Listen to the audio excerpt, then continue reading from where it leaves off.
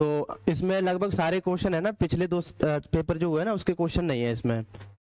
तो इसमें easy hard सब टाइप के डाल रखे हैं, तो 2-4 क्वेश्चन ऐसे भी आएंगे जो अटेम्प्टेबल नहीं होंगे ना, उस लेवल का नहीं पढ़ा है आपको, तो फिर भी वो इसमें शामिल कर रखे हैं ताकि आपको ये पता रहे कि कौन सा क्वेश्चन अटेम्प्ट नहीं करना है ना कम से कम। तो स्टार्ट करते हैं। The extra cellular domain of a cell surface receptor was switched with the extra cellular domain of and the receptor B to create a chimeric receptor B है ना। Assuming that there is no effect on the functionality of the domains in the chimeric receptor, what is the most likely outcome in the presence of the ligand for receptor B? Question पहले समझो ना, question क्या बोल के जा रहा है, question समझना जरूरी है। क्वेश्चन समझ में आ गया तो 80% सॉल्यूशन तो ऐसे ही हो जाता है ना, क्वेश्चन समझ में आना चाहिए। देखो क्या बोल के जा रहा है ये, मतलब ये कोई सेल होगी ना ऐसे, और इस पर यहाँ पर क्या होगा, कोई रिसेप्टर होगा। तो ये तो इंट्रासेलुलर डोमेन होता है ना, तो ये मेम्ब्रेन स्पैनिंग डोमेन होता है ये वाला, और ये वाला एक्स्ट्रा सेलुलर डोमेन होता है। तो 3 पार्ट तो होंगे रिसेप्टर के, सरफेस रिसेप्टर के, एक्स्ट्रा सेलुलर, इंट्रासेलुलर और एक मेम्ब्रेन स्पैनिंग डोमेन।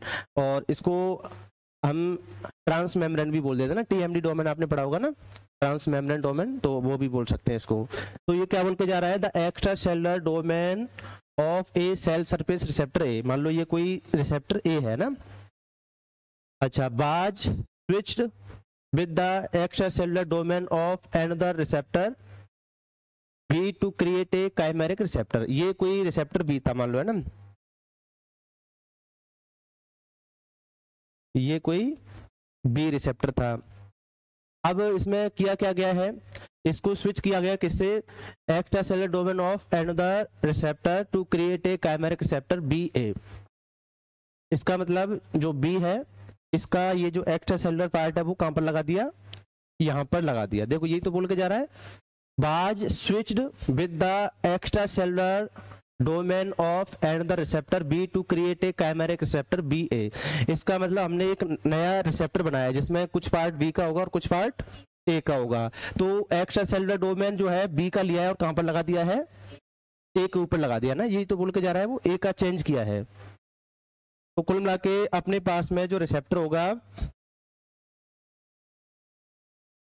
वो इस तरीके से बन जाएगा, मतलब ये वाला पार्ट तो किसका होगा और ये वाला पार्ट होगा, ऐसे ही तो बन जाएगा ना काइमेरिक रिसेप्टर।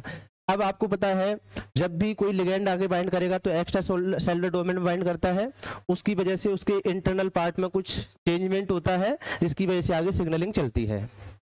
अब जैसे ये रिसेप्टर है तो यहाँ पर कोई बी वाला लिगेंड बाइंड करेगा और सिग्नलिंग बी वाली चलेगी, यहाँ पर ए बाइंड करेगा तो सिग्नलिंग ए वाली चलेगी। लेकिन यहाँ पर आपको पता है बाइंड तो कौन करेगा, बी वाला, यहाँ पर लिगेंड तो बाइंड करेगा बी वाला, लेकिन सिग्नलिंग किसकी चलेगी, ए वाले की, क्योंकि बी के बाइंड होने से अब ए वाला रिसेप्टर एक्टिवेट होगा, तो यहाँ पर बाइंड करेगा बी और सिग्नलिंग चलेगी ए वाली, ये होगा ना काइमेरिक का। अब क्या बोल रहा है, assuming that there is no effect on the functionality, मतलब फंक्शनलिटी चेंज नहीं हुई, अभी भी कैसा है ये फंक्शनल है, of the domains in the chimeric receptor, what is the most likely outcome in the presence of the ligand for receptor B. Receptor B के लिए जो लिगेंड था ना वो अगर आएगा तो क्या होगा, तो क्या होगा, अब आपको पता है आपके सामने है, बी बाइंड करेगा तो सिग्नलिंग चलेगी ए वाली, यही तो होना चाहिए। और अगर आप इस तरीके से काइमेरिक बनाते कि इस ए रिसेप्टर के इस ये जैसे अभी तो हमने क्या किया है, बी वाला एक्स्ट्रा सेलुलर डोमेन लिया है, हम ये भी कर सकते थे कि ए वाले एक्स्ट्रा सेलुलर डोमेन को बी के ऊपर लगा देते, मतलब इसका जो रेड पार्ट है यहाँ पर लगा देते, तब क्या होता, तब ए की प्रेजेंस में, ए लिगेंड की प्रेजेंस में बी वाली सिग्नलिंग ऑन होती। समझ में आ गई बात। तो अब इस आपके हिसाब से क्या होना चाहिए, the ligand will activate the pathway normally triggered by receptor A, यही होना चाहिए ना, जो नॉर्मली ए के द्वारा ट्रिगर किया जाता था अब वो बी के द्वारा ट्रिगर होगा, तो सही बात है ये, the ligand will activate the pathway normally triggered by receptor B. ऐसा कब होता, जब हम उल्टा करते हैं ना, मतलब इसका जो पार्ट है वो कहां पे लगा देते, इसके ऊपर लगा देते, तब ये बी वाला सही हो जाता है ना। फिर क्या बोल रहा है, the chimeric receptor will fail to transduce any signal response to the ligand. ये सही हो सकता था लेकिन इसने बोल दिया है कि फंक्शनलिटी पे कोई भी चेंजमेंट नहीं हुआ है। नॉर्मली जरूरी नहीं कि काइमेरिक रिसेप्टर काम करे, आप एक का दूसरे पर लगा रहे हो तो हो सकता है रिसेप्टर काम ही नहीं करे। नॉन फंक्शनल हो जाए, लेकिन ये इसलिए नहीं क्योंकि उसने क्वेश्चन में ही बोल रखा है कि फंक्शनलिटी पे कोई भी चेंजमेंट नहीं हुआ है, तो आपको फंक्शनल तो मानना पड़ेगा। फिर डी क्या बोल के जा रहा है, the chimeric receptor will cause constitutive activation of the signalling pathway. बोल रहा है कि कॉन्स्टिट्यूटिव एक्टिवेशन होगा, चाहे इसका मतलब ये होता है कि चाहे लिगेंड आए या नहीं आए, वो कॉन्स्टिट्यूटिवली क्या रहेगा, एक्सप्रेस रहेगा।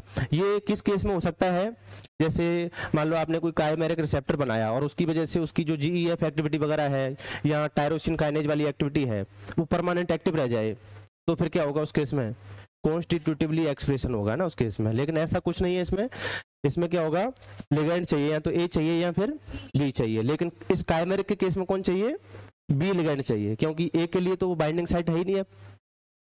समझ में आ गई बात। तो इस तरीके से ये क्वेश्चन था 4 नंबर का। अब सबसे बड़ी चीज है क्वेश्चन समझ में आना चाहिए ना, बोल क्या रहा है। इसको चेंज किया है हमने, काइमेरिक में एक्स्ट्रा सेलुलर डोमेन किसका है, इंटर सेलुलर डोमेन किसका है। तो ये आगे के लिए ध्यान रखना है ना, ये ए बी तो नाम आते रहेंगे। जब भी आप किसी का एक्स्ट्रा सेलुलर चेंज करोगे तो लिगेंड तो वही वाला होना चाहिए, क्योंकि लिगेंड तो कहाँ पे बाइंड करेगा, एक्स्ट्रा सेलुलर पे। और इंट्रा सेलुलर किसका है, सिग्नलिंग उसकी चलेगी। समझ में आ गई बात। तो अब नेक्स्ट चलते हैं, इसमें अपना फर्स्ट सही हो जाएगा ना। नेक्स्ट है आपका the mode of action of cholera toxin in causing diarrhoea as by. ये कॉलेरा टॉक्सिन तो पढ़ा था हमने जीपीसीआर सिग्नलिंग में, और इस बार भी क्वेश्चन आया था ना इवनिंग शिफ्ट में। तो इसमें तो आपको मोड ऑफ एक्शन पूछा है, तो मोड ऑफ एक्शन एक बार याद करो। कॉलेरा टॉक्सिन में क्या बताया था, 2 टाइप के टॉक्सिन बनाता है ना, बी टॉक्सिन और ए टॉक्सिन। बी टॉक्सिन तो चैनल फॉर्मेशन करता है ना, पोर फॉर्मिंग टॉक्सिन बोलते हैं उसको। और ए अंदर जाके क्या कर देता है, एडीपी राइबोसाइलेशन कर देता है, जिसकी वजह से जो जी अल्फा था वो परमानेंट क्या रह गया, एक्टिव रह गया, क्योंकि उसकी जो इंट्रिंसिक जीटीपीएच पावर थी वो क्या हो गई, लॉस्ट हो गई थी। यही तो हुआ था। तो सिग्नलिंग एनी टाइम चलती रही थी। तो इसमें है इनएक्टिवेटिंग जीआई प्रोटीन, ये किस में हुआ था, ये डिप्थीरिया टॉक्सिन के केस में हुआ था। जी इनविट्रो टाइप का था ना, तो उसमें एडीपी राइबोसाइलेशन करके उसको परमानेंट क्या कर दिया था, इनएक्टिव कर दिया था। अब वो जीईएफ के साथ बाइंड नहीं हो सकता था। तो ये डिप्थीरिया टॉक्सिन के केस में ऐसा होता है ना, इनविट्रो वाला। कंटिन्यूअस एक्टिवेशन ऑफ एडिनाइलेट साइक्लेज, तो ये तो सही है, क्योंकि आगे जी अल्फा एक्टिव रहेगा तो वो एडिनाइलेट साइक्लेज को एक्टिव रखेगा, तो ये वाला सही हो सकता है ना। लॉकिंग जीएस प्रोटीन इन इनएक्टिव स्टेट, ये गलत बात है, एक्टिव स्टेट में रखेगा ना लॉक करके उसको। ये बोल रहा है कि इनएक्टिव स्टेट में लॉक कर देगा उसको, तो एक्टिव स्टेट में लॉक कर देता है उसको ना, और एक्टिव ही रहता है फिर वो। Rapidly hydrolysing GTP to GDP, ये गलत है ना। जीटीपी जो हाइड्रोलाइसिस वाली पावर थी उसको तो लॉस्ट कर दिया था ना उसने, तो जीटीपी का हाइड्रोलाइसिस नहीं होगा, है ना। तो इसका मतलब ये है कि इसमें आपको कुछ भी दे सकता था, जैसे है ना, एक तो कॉन्स्टिट्यूटिव एक्सप्रेशन ऑफ एडिनाइलेट साइक्लेज का दे दिया, या साइक्लिक एएमपी का दे दे तो भी सही हो जाता, क्योंकि एडिनाइलेट साइक्लेज क्या बनाता है आगे जाके, वो साइक्लिक एएमपी बनाता है, तो वो भी कंटिन्यूस बनता रहेगा। समझ में आ गया। यहाँ continuous expression of protein kinase A, ये भी सही हो जाएगा। तो ये था आपका कॉलेरा टॉक्सिन का। तो इसमें कौन सा सही है, अपना सेकंड वाला सही है।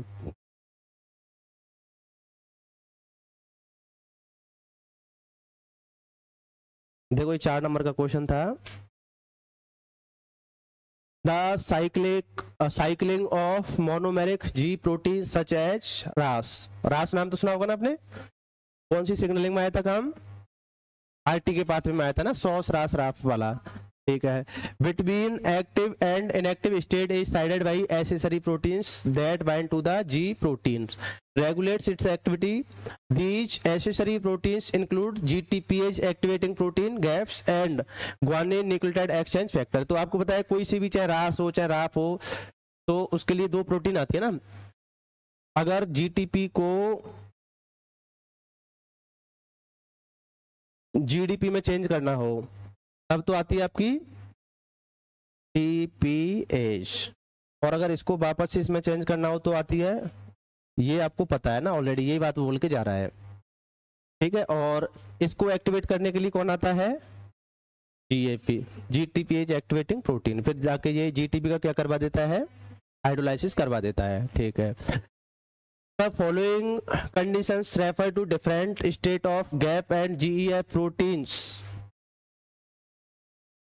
उसको तो छोड़ा ना, ये पूछो यहाँ पे क्या बोल रहा है, which one of the following option represent condition state that might cause a constantly activated signaling cascade। तो activated वाली फॉर्म कौन सी है इनमें से, लेफ्ट वाली या राइट वाली, ये वाली है। मतलब जो जीटीपी बाउंड फॉर्म होती है वो एक्टिव फॉर्म होती है, तो कॉन्स्टेंटली एक्टिव कब रहेगा ये पूछ रहा है। तो यहाँ तो ये जीटीपी एक्टिविटी लॉस्ट हो जाए तो ये कॉन्स्टेंटली जीटीपी वाली फॉर्म में रहेगा, या फिर जीईएफ एक्टिविटी परमानेंट एक्टिव हो जाए, हमेशा एक्टिविटी रहे, तो ये हमेशा इसको जीडीपी को जीटीपी में चेंज करके रखेगा। तो ये दो कंडीशन हो सकती है ना, या तो जीटीपीएच पावर परमानेंटली लॉस्ट हो जाए या फिर जीईएफ एक्टिविटी परमानेंट एक्टिव हो जाए, तो ये क्या रहेगा, एक्टिव रहेगा, है ना, कॉन्स्टेंटली। तो यही देखना है बस आपको। ऑप्शन में देखो क्या बोल रहा है, ए नॉन फंक्शनल गैप है, तो सही बात है, गैप नॉन फंक्शनल है तो ये इनएक्टिव ही रहेगा फिर, तो ये इस फॉर्म में रहेगा, तो ये हो सकता है ना पी वाला। ए परमानेंटली एक्टिवेटेड गैप, ये तो सरासर गलत है, ये तो गैप एक्टिव होगा तो जीटीपीएच को एक्टिव करके जीडीपी में चेंज करवा देगा। ए नॉन फंक्शनल जीईएफ, ये भी सरासर गलत है ना, नॉन फंक्शनल जीईएफ होगा तो फिर तो इस फॉर्म में मिलेगा ये। ए परमानेंटली एक्टिवेटेड जीईएफ, ये सही है ना। तो दो बातें हो सकती है, या तो गैप आ जाए या डायरेक्ट आ जाए जीटीपीएच आ जाए, एक ही बात है ना दोनों ही। तो क्या हो जाएगा इसमें, पी और एस, पी और एस हो गया ना इसमें।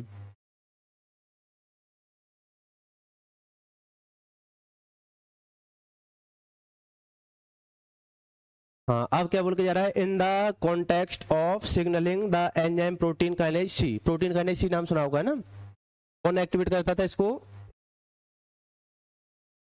DAG प्लस CA+2 और भी कोई था, PS था ना, phosphatidyl serine. Depends on multiple molecules for its complete activation. This activation depends on the presence of। तो प्रोटीन काइनेज सी का एक्टिवेशन किस पर डिपेंड करता है ना, ये पूछ रहा है आपको। तो phosphatidyl serine at the inner leaflet of the plasma membrane, तो सही बात है, फॉस्फोटाइडिल सेरीन चाहिए बिल्कुल। CA+2 भी चाहिए, फॉस्फोटाइडिल एथिनॉल एमीन, तो ये नहीं चाहिए ना, सेरीन चाहिए होता है। Diacylglycerol present in the inner leaflet of the plasma membrane, है ना, ये भी सही है। तो P, Q और S, R गलत है बस। अब देखो इसमें प्रोटीन काइनेज सी के बारे में पूछा गया आपको ये, और ये देखो ये क्वेश्चन कब आया है, जून 2023 सेशन फर्स्ट, ये भी जून 2023, ये जून 2023, और ये मतलब 4 क्वेश्चन है और चारों के चारों अटेम्प्टेबल हैं, मतलब अटेम्प्ट कर सकते हो आप आराम से इनको, मतलब बेसिक लेवल के क्वेश्चन पूछे हैं ना चारों के चारों। इस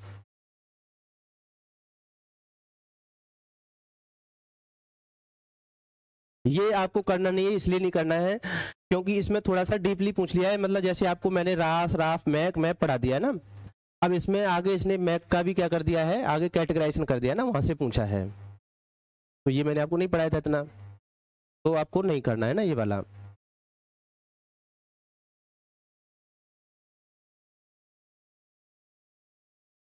घर पे भी टाइम वेस्ट नहीं करना है ना ऐसे क्वेश्चन में। हाँ, आप सोचो कि आंसर रटले डायरेक्ट है ना, उसमें से तो ऐसी गलती नहीं करनी है ना।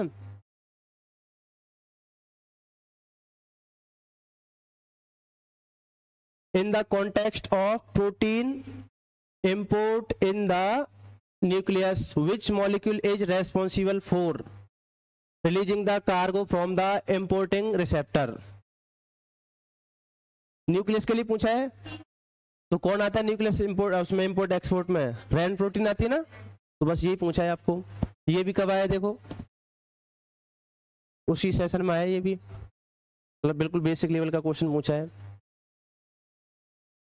मतलब केवल सिग्नलिंग में से पूछे, मतलब 5वां क्वेश्चन है, और वो भी शायद जून 2023 में ही होगा, ऊपर वाला भी, ये भी जून 2023 में ही है। 6 क्वेश्चन हो गए टोटल।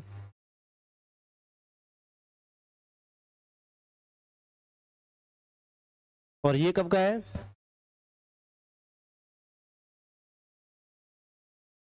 तो इसको अभी आप छोड़ देना थोड़ी देर के लिए। इसमें क्या है कि इसमें हॉर्मोन्स रिलेटेड है, ये है ना, जो एनिमल फिजियोलॉजी पढ़ते हैं ना, उससे रिलेटेड है।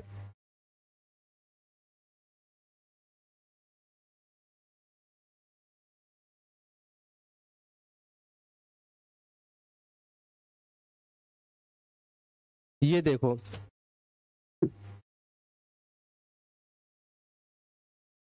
To protein kinase K1 and K2 regulate an intracellular pathway in response to the extracellular signal. दो प्रोटीन काइनेज है ना, K1 और K2, करते क्या है ये? इंटरसेलुलर पाथवे को रेगुलेट करते हैं जब कोई एक्स्ट्रा सेलुलर सिग्नल आके बाइंड करता है। मतलब कोई रिसेप्टर जो है ना सरफेस वाला होगा, सरफेस रिसेप्टर होगा। The following observation were regarding the pathway, मतलब ये कुछ आपको दिए गए हैं, इसके बेसिस पर आपको आंसर बताना है ना। तो जैसे यहाँ पर कोई रिसेप्टर होगा और यहाँ पर जब कोई लिगेंड आके बाइंड करेगा तब ये K1 K2 का एक्टिवेशन होगा, है ना, ये बोल के जा रहा है। Response is observed even in the absence of an extracellular signal when a mutation permanently activates K1। ये क्या बोल के जा रहा है? कोई ऐसा म्यूटेशन हो जाए कि जो K1 को परमानेंट एक्टिव कर दे, तो आपको लिगेंड की एब्सेंस में भी सिग्नलिंग देखने को मिलेगी। इस मतलब यहाँ पर बाइंड करने के बाद में K1 K2 एक्टिवेट होते होंगे। अब उसमें कोई ऐसा, जैसे मैंने आपको दो तरह के म्यूटेशन बताए थे ना, एक तो लॉस ऑफ फंक्शन म्यूटेशन और एक गेन ऑफ फंक्शन म्यूटेशन। तो यहाँ पर किस टाइप का म्यूटेशन हुआ होगा? गेन ऑफ फंक्शन म्यूटेशन हुआ होगा, तभी तो परमानेंट एक्टिव होके जा रहा है। अगर कोई परमानेंट ब्लॉक हो रहा है तो इसका मतलब वो लॉस ऑफ फंक्शन म्यूटेशन रहा होगा। तो इसमें गेन ऑफ फंक्शन म्यूटेशन हो गया, मतलब यहाँ पर लिगेंड बाइंड करता होगा, फिर मान लो K1 आता होगा या K2 आता होगा, एक पहले आता होगा, कोई दूसरा बाद में आता होगा। जैसे रास, राफ, मैक, मैप, तो वो सारे काइनेज ही थे, तो कोई ना कोई तो पहले आएगा, कोई बाद में आएगा उस कास्केड में। तो अब हमें पता नहीं है ना कौन पहले आता है कौन बाद में आता है, ये पता नहीं है। लेकिन उस पाथवे में दो काइनेज आते हैं, K1 और K2, ये एक्टिवेट होते होंगे तब जाके, है ना, आगे जो है कोई ट्रांसक्रिप्शन फैक्टर क्या होता होगा, एक्टिवेट होता होगा। लेकिन अगर मैं जैसे मैप काइनेज को परमानेंट एक्टिव ही कर दूं तो क्या आपको किसी लिगेंड की जरूरत पड़ेगी? जरूरत ही नहीं है, क्योंकि उस लिगेंड का काम ही क्या था, लास्ट में मैप काइनेज को एक्टिवेट करने का। अब मैं कोई ऐसा म्यूटेशन कर दूं कि उसकी वजह से मैप काइनेज परमानेंट एक्टिव ही हो जाए, तो फिर लिगेंड आए या नहीं आए, सिग्नलिंग क्या रहेगी? कंटिन्यू रहेगी। तो बस ऐसा ही कुछ भूल के जा रहा है ये, कि उसमें क्या हो गया है, K1 में कोई ऐसा म्यूटेशन हो गया है जिसकी वजह से परमानेंट एक्टिव हो गया, तो अब चाहे लिगेंड आए या नहीं आए, सिग्नलिंग एनी टाइम ऑन रहेगी, ना, ये बोल के जा रहा है। Response is observed even in the absence of an extracellular signal when a mutation is permanently activates K1। ठीक है, लिगेंड की एब्सेंस में भी आपको रेस्पॉन्स देखने को मिल रहा है। ठीक है, तो इसका मतलब ये है कि K1 कहीं ना कहीं जरूरी होता होगा ना इस सिग्नलिंग में, मतलब रेस्पॉन्स को कराने के लिए। Response is observed even in the absence of an extracellular signal when K1 contains an activating mutation and K2 has an inactivating mutation। ये बोल के जा रहा है कि K1 में हमने एक्टिवेशन वाला म्यूटेशन कर दिया जो पहले किया था ऐसा ही, और K2 में ऐसा कर दिया कि उसकी वजह से वो इनएक्टिव हो गया, लेकिन फिर भी रेस्पॉन्स देखने को मिल रहा है बिना लिगेंड के। K1 इंपॉर्टेंट है, इसका मतलब ये है कि जैसे रास, राफ, मैक और मैप, जैसे ये सिग्नलिंग हमने देखी थी, तो हमें जरूरी ये मैप है, बाकी जरूरी नहीं है। मतलब आप डायरेक्ट अगर मैप को एक्टिवेट कर दो तो इनकी हमें जरूरत ही नहीं है, क्योंकि लास्ट में उस सिग्नलिंग में हमें एक्टिवेट करना था ट्रांसक्रिप्शन फैक्टर को, और ट्रांसक्रिप्शन फैक्टर को कौन एक्टिवेट करता है? मैप। ये तो एक कास्केड थी जो इंटरमीडिएट थे, अगर आप डायरेक्ट ही लास्ट वाले को एक्टिवेट कर दो तो हमें इंटरमीडिएट की जरूरत है ही नहीं। समझ में आ गई बात? तो ऐसे ही इसका मतलब ये है कि जैसे या तो K1 पहले आ सकता है या K2 पहले आ सकता है, दोनों में से कोई एक ही आएगा। लेकिन यहाँ पे हमने क्या देखा है, K1 को अगर एक्टिवेट कर दिया है तो रेस्पॉन्स मिल रहा है।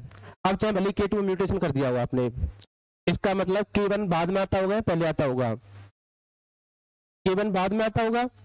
अगर ये पहले आता तो फिर K2 में K2 अगर बाद में आता तो फिर K2 में म्यूटेशन होने से काम कैसे चलता? तो रेस्पॉन्स मिलता ही नहीं ना। इसका मतलब K2 पहले आ रहा होगा सिग्नलिंग में और K1 बाद में आ रहा होगा। इस पता कैसे लगेगा? अगर कोई पहले आता है पाथवे में और उसमें म्यूटेशन हो रहा है फिर भी रेस्पॉन्स मिल रहा है, इसका मतलब यहाँ से प्रूव हो जाता है कि वो पहले आता होगा पाथवे में, मतलब किसी में म्यूटेशन होने से रेस्पॉन्स मिल रहा है तो सिग्नलिंग में लास्ट में नहीं आ रहा होगा, वो पहले आ रहा होगा। समझ में आ गई बात? तो यहाँ पर हमने जब K1 में गेन ऑफ फंक्शन म्यूटेशन किया तो रेस्पॉन्स देखने को मिल रहा है। K2 को म्यूटेट भी कर दिया तब भी देखने को मिल रहा है, क्योंकि काम किससे चल रहा होगा? एक्चुअल में K1 से ही चल रहा होगा, K1 लास्ट में आ रहा होगा। तो ऐसे ही इस बात में आप इनमें से किसी में भी म्यूटेशन कर दो, लेकिन मैप को डायरेक्ट एक्टिवेट कर दो किसी भी म्यूटेशन के थ्रू, तो आपको उनकी जरूरत ही नहीं पड़ेगी। आपने को तो मैप चाहिए, क्योंकि फॉस्फोजोन में को कौन करेगा? फॉस्फोराइलेट मैप करेगा। तो इसका मतलब आपको यहाँ से ये तो पता लग गया कि जो K2 है वो पाथवे में पहले आ रहा है और K1 पाथवे में लास्ट में आ रहा है ना, दूसरे वाले से पता लगा है। इससे तो आपको क्या पता लगा है? पहले वाले से तो कि K1 जरूरी है सिग्नलिंग के लिए, लेकिन ये नहीं पता लगा भी कि पहले आ रहे हैं बाद में। तो सेकंड वाले स्टेटमेंट से पता लगा है ना कि K1 बाद में आ रहा है। अच्छा, फिर बोला है no response is observed even in the presence of an extra cellular signal when K2 is inactivated by mutation. ये बोल रहा है कि अब हमने K2 में म्यूटेशन कर दिया, मतलब इनएक्टिव कर दिया उसको, तो अब रेस्पॉन्स देखने को नहीं मिल रहा। इसका मतलब K2 भी जरूरी होगा।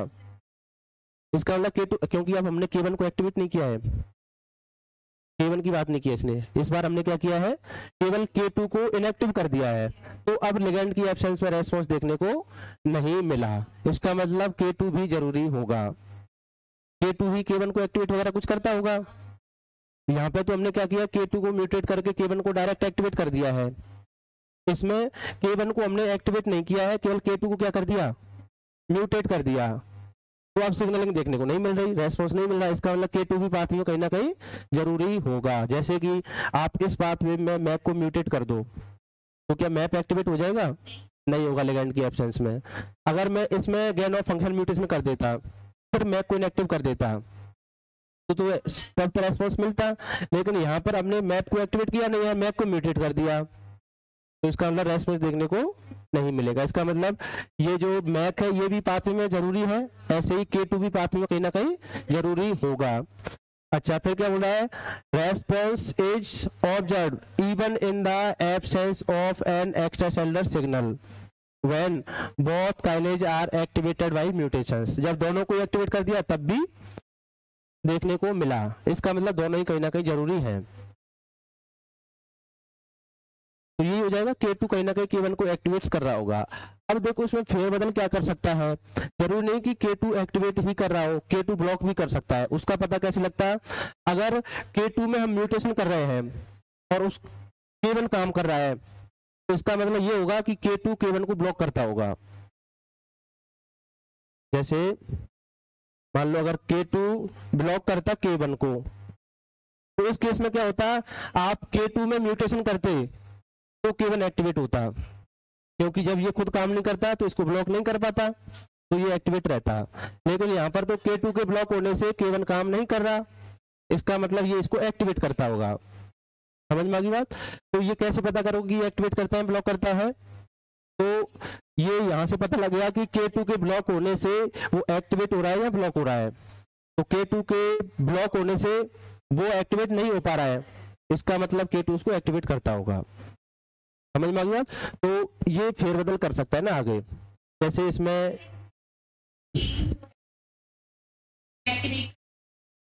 हाँ K2 हाँ ये रहा हाँ फिर भी रेस्पॉन्स आ रहा है, इसका मतलब ये ब्लॉक करता होगा उसको। हाँ मतलब इनहिबिट करता होगा। हाँ अब हम उसको इनवर्स बोल सकते थे ना। तो ये आपको आगे के लिए मतलब ये कोई सिग्नलिंग नहीं है, मतलब ये तो मैंने आपको बात में बताया था ना, जो खुद ब्लॉक है दूसरे को ब्लॉक नहीं कर सकता, मतलब उस लेवल का बेसिक्स वाली बात है ये। अगर किसी के ब्लॉक होने से कोई एक्टिवेट हो रहा है तो इसका मतलब वो उसको ब्लॉक करता होगा, समझ में आ गई बात। अगर किसी के एक्टिवेट होने से कोई एक्टिवेट हो रहा है तो उसको एक्टिवेट करता होगा। तो ये बात आपको दिमाग में सेट कर लेनी है बस, है ना। ये भी जून 2023 में आया, लेकिन सेकंड शिफ्ट में आया ना ये वाला क्वेश्चन। तो ये तो आपको पता लग गया कि ये इनविट तो नहीं कर रहा है ना, तो ये इनविट वाले 2 ऑप्शन अपने रिजेक्ट हो गए। अब आ रहा है कि K1 एक्टिवेट्स कर रहा है K2 को या K2 एक्टिवेट्स कर रहा है K1 को। तो ये कहां से हमें पता लगा था, ये सेकंड वाले स्टेटमेंट से पता लग गया था।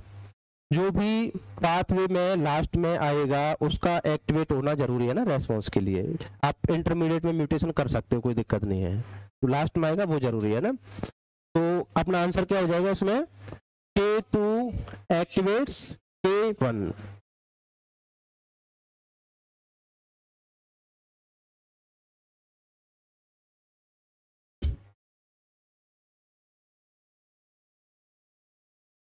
हाँ, नेक्स्ट क्या है, which of the following molecules are second messenger produced by the phosphoinositide signaling cascade। कौन सा सेकेंडरी मैसेंजर प्रोड्यूस होता है।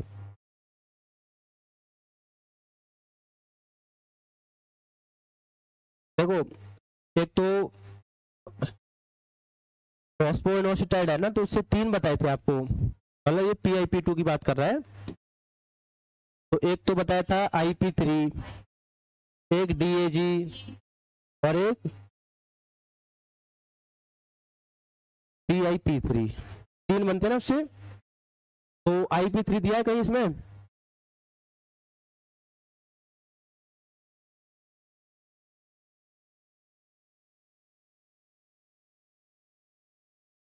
देखो एक तो डाइएसिल ग्लिसरॉल है,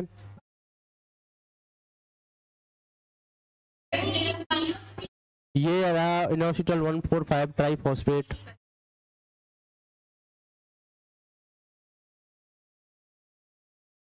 फोर 5 बेस पॉज, ये तो PIP2 है, ये नहीं है सेकेंडरी मैसेंजर, ये तो PIP2 ही है, इससे तो प्रोड्यूस होते हैं सेकेंडरी मैसेंजर। IP3 है लेकिन कन्फर्मेशन चेंज कर दिया ना, 145 होता है ना, मतलब जो फॉस्फेट लगे होते हैं ना 4 और 5 पोजीशन पे लगे होते हैं। तो इसमें B और D दोनों सही हैं। ये मल्टीपल सेलेक्ट वाला है, एज और R लगा हुआ है ना, मल्टीपल सेलेक्ट वाला है ना, तो एक से ज्यादा सही हो सकते हैं उसमें। ये नहीं है ना, ये वाला तो ये PIP2 की बात कर रहा है, इससे तो प्रोड्यूस होते हैं तीनों ही।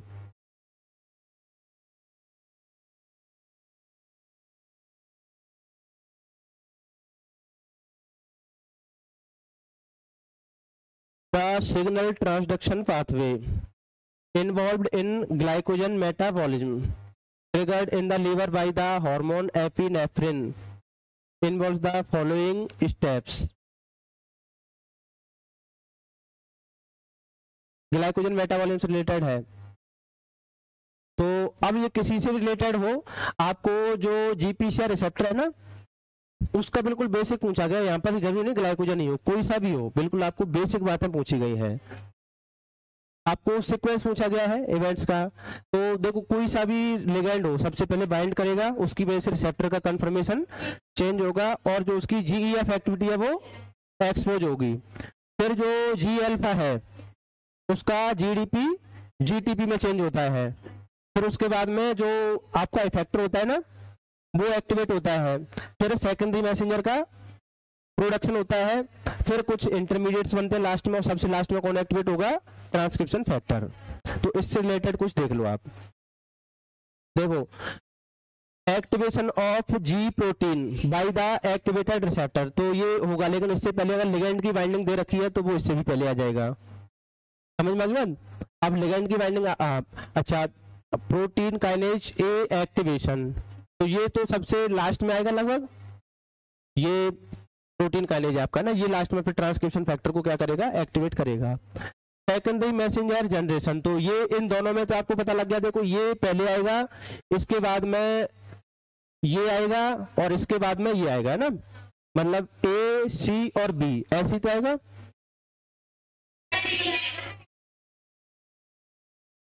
अरे पहले देखो एक्टिवेशन ऑफ जी अल्फा होगा है ना, फिर उसके बाद में सेकेंडरी मैसेंजर का प्रोडक्शन।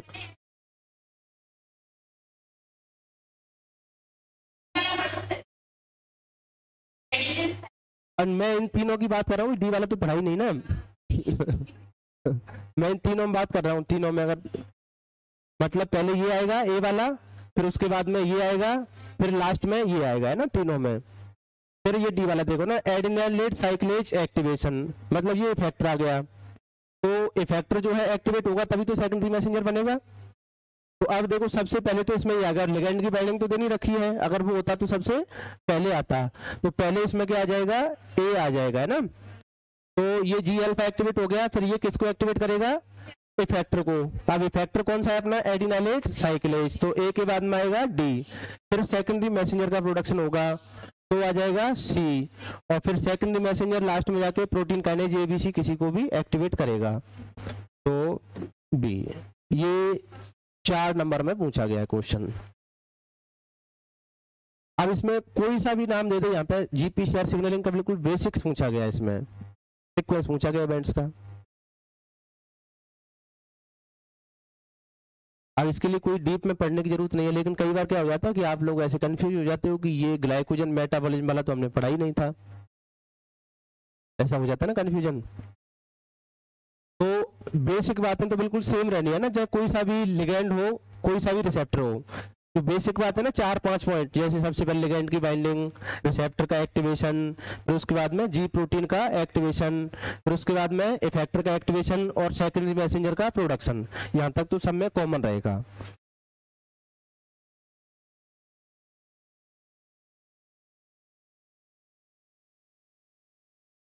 चलो ये जितना आपको पता है उतना कर लो, उससे ही क्वेश्चन हो जाएगा ना अपना। ये इसमें क्या है कि डेवलपमेंट बायोलॉजी जो है ना वो मिक्स कर दी है थोड़ी सी, डेव बायो का मिला के, तब ये क्वेश्चन हो पाएगा आपसे है ना। ये सब सिग्नलिंग उसी में आती है ना, बेंट है जो आरटी के, लेकिन फिर भी जो आपको पता है वो देख लो। इसमें पूछ कर रहा था table below summarise the key which one of the above pathways correctly depicted in one of the option given below। कौन सा करेक्ट दे रखा है आपको है ना।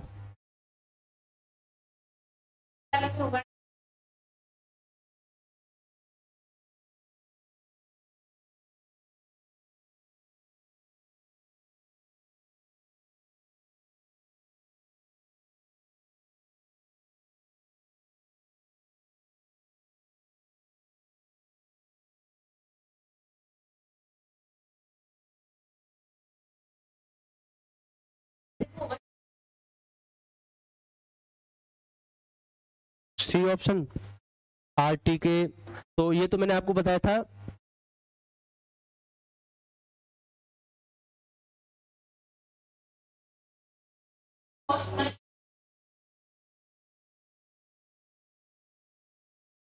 बिंट का रिसेप्टर कौन सा बताया था आप, बिंट का फ्रिजल्ड,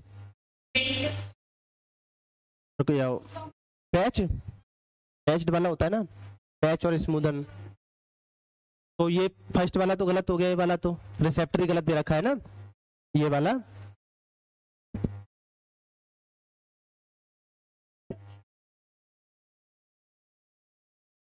रुको,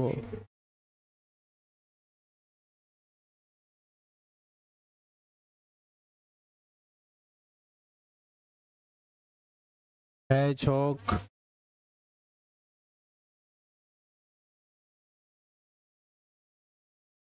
ये उल्टा हो गया मेरे हिसाब से है ना। नहीं नहीं, हैज हॉक का, बिंट का ये थिक बीन्स नहीं होता ना, ये तो फिक्स है, लेकिन हैज हॉक का हाँ,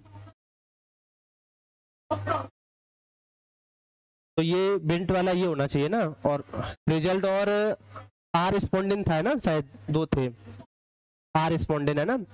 तो और इसका हैजॉक का होता है पैच्ड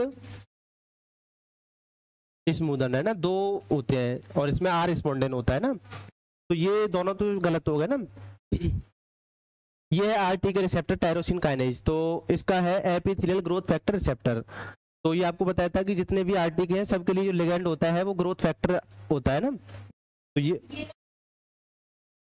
हाँ, हाँ ये लिखा हुआ है ये रहा, लेकिन उसके सामने होना चाहिए ना, ये ऐसे बोल रहा है, मतलब ये पूरा ऐसे, मतलब ये तो ठीक है, बीटा कैटेनिन बनता है इसमें ना बिंट में, हाँ ये भी ठीक है, लेकिन ये रिसेप्टर जो है ना इसका गलत दे दिया, पैच स्मूदन होना चाहिए ना।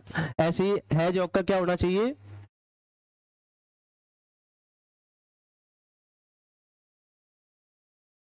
है जो का ये पैच स्मूदन होना चाहिए, तो ये गलत हो गया ऐसे। आरटीके का सही है ना, एपिथेलियल ग्रोथ फैक्टर रिसेप्टर भी बोलते हैं, जितने भी आरटीके है ना उनको ग्रोथ फैक्टर रिसेप्टर बोल सकते हैं, क्योंकि आरटीके पे कौन बाइंड करता है, ग्रोथ फैक्टर आके बाइंड करता है। तो ये एपिथेलियल ग्रोथ फैक्टर रिसेप्टर हो गया, और ये आपको बता रहा है मतलब इसमें ट्रांसक्रिप्शनल फैक्टर कौन होता है ना। और फिर है मॉर्फोजेनेसिस, तो उसमें तो काम आता है ना मॉर्फोजेनेसिस में। ये यहाँ पर गलत हो गया, टीजीएफ बीटा वाला पैच नहीं होता ना टीजीएफ बीटा का। और ये है आपका जेएनके, जेएनके का नाम क्या था, नहीं ये जैक स्टेट से रिलेटेड होगा ना कहीं ना कहीं, किसमें किसमें, अरे वो तो आपको 3 बताए थे, ऐसे तो हजारों आते हैं वो तो 3 बताए थे जो इम्पोर्टेंट है ना, ऐसे मैंने बताया ना कि जैसे कोई भी, देखो आप ऐसे सोच के देखो कि अपने बॉडी में हजारों तरीके की अलग अलग वो चल रहे हैं, लेकिन सिग्नलिंग की हमने केवल 7 ही फैमिली बना रखी है, बस फैमिली है वो है ना, तो सिग्नलिंग तो हजारों टाइप की चल रही है, तो ऑब्वियसली बात है कि लास्ट में जो ट्रांसक्रिप्शन फैक्टर होंगे वो भी अलग अलग टाइप के एक्टिवेट होते होंगे। हम तो केवल एक फॉर एग्जांपल एक फैमिली, जैसे हम क्लासिफिकेशन वगैरह पढ़ते हैं ना, तो उसमें कोई एक एग्जांपल देते हैं, तो ऐसा थोड़ी कोई एक ही होता है, क्लासिफिकेशन जब पढ़ते हैं तो कोई 1-2 एग्जांपल लिखते हैं ना, बस ऐसे ही होता है। तो सिग्नलिंग तो हजारों टाइप की चल रही है, उन सभी को हमने 7 फैमिली में डिवाइड कर रखा है, तो सबको तो हम पढ़ नहीं सकते, तो उसमें से 1-2 नाम हम ऐसे पढ़ लेते हैं।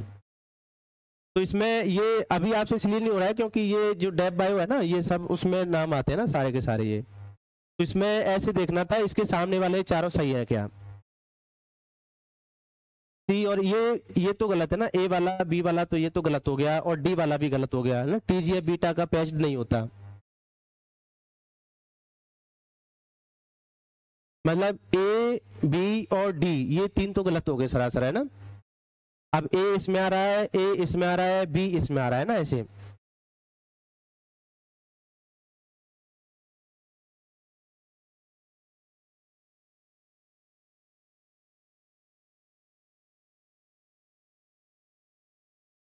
During signal transduction 1 molecule of phosphatidyl inositol 4 bis phosphate, देखो ये वो आया था ना अभी 4 और 5 पोजीशन पे लगे होते हैं ना फॉस्फेट,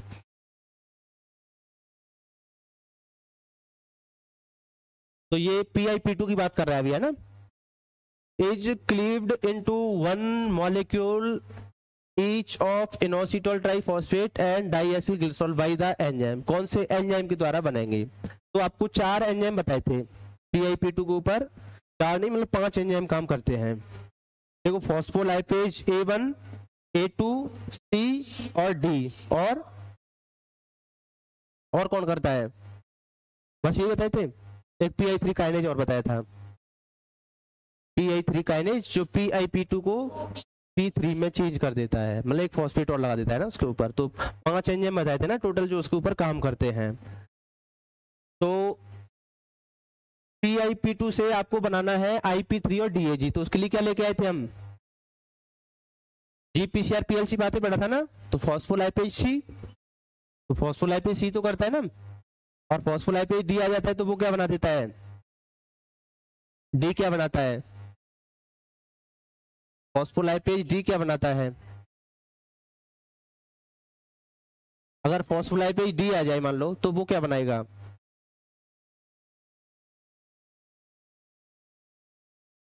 वो तो ये फॉस्फोलाइपेज C बनाता है ना, फॉस्फोलाइपेज D बनाएगा एक तो फॉस्फोटाइडिक एसिड और एक IP2, देखो फॉस्फोलाइपेज C आता है तब तो वो फॉस्फेट होता है ना ग्लिसरॉल वाला, वो इनोसिटोल के साथ चला जाता है तो उस पर 3 फॉस्फेट हो जाते हैं तो IP3 हो जाता है, और डी आएगा तो फॉस्फेट ग्लिसरॉल के साथ ही रह जाएगा, तो वो तो फॉस्फेटाइलिक एसिड रह जाएगा और वो IP2 रह जाएगा। लेकिन मैंने बताया था कि ये डी वाला जो है ये सेकेंडरी मैसेंजर प्रोड्यूस नहीं करता है ना, फॉस्फोलाइपेज सी करता है। तो फॉस्फोलाइपेज सी जब भी आएगा तो IP3 और DAG बनेगा, जिसमें से IP3 एक पोलर मॉलिक्यूल है और DAG एक हाइड्रोफोबिक है जो मेम्ब्रेन में ही बाउंड रह जाता है। तो क्या हो जाएगा आंसर इसमें, फॉस्फोलाइपेज सी।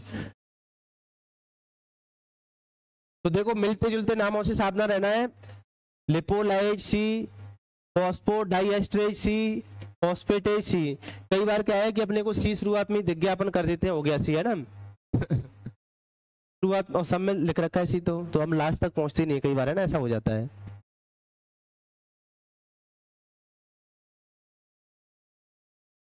ये DBT-JRF का है।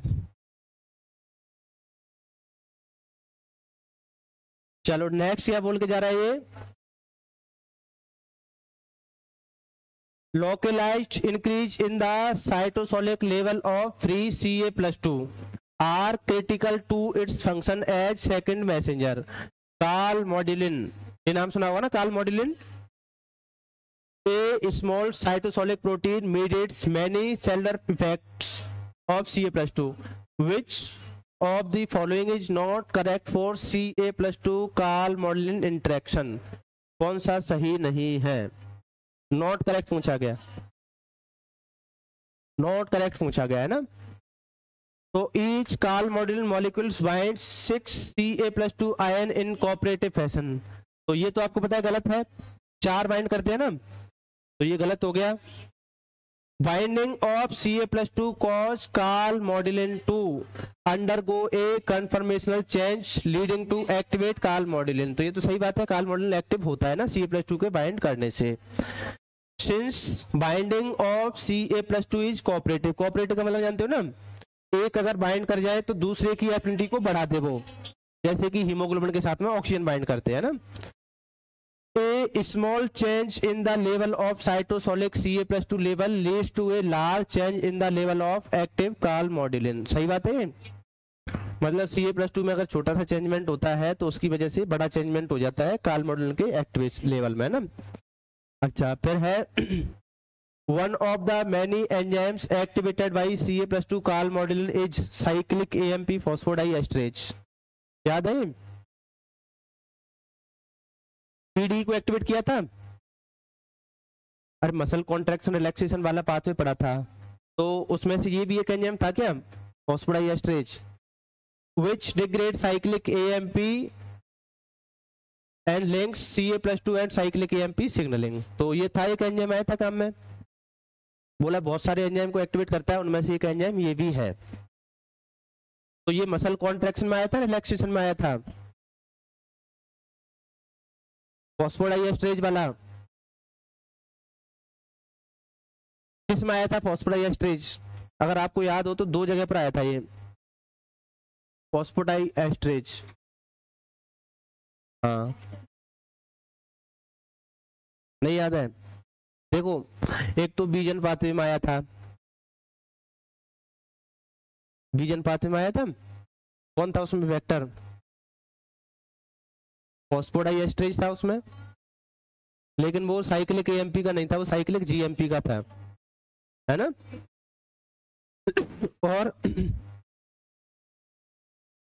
और कहाँ आया था, मसल रिलैक्सेशन में आया था, नहीं आया था, CGMP फॉस्फोडाइएस्ट्रेज आया था ना उसमें।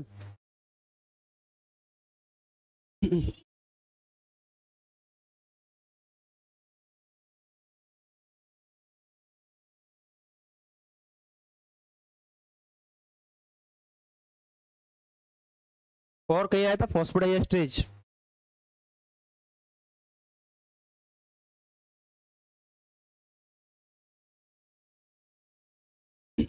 Nitric oxide NO acts as intracellular second messenger by stimulating। किसको स्टिमुलेट करता है, कौन सा, देखो एक तो आपकी जीपीसीआरपी के सिग्नलिंग है, तो उसमें साइक्लिक एएमपी बनता है ना, तो साइक्लिक एएमपी एनी टाइम तो एक्टिव रहेगा नहीं, उसको डिग्रेड भी करना पड़ेगा ना, तो उसके लिए कौन आएगा, साइक्लिक एएमपी फॉस्फोडाई एस्ट्रेज।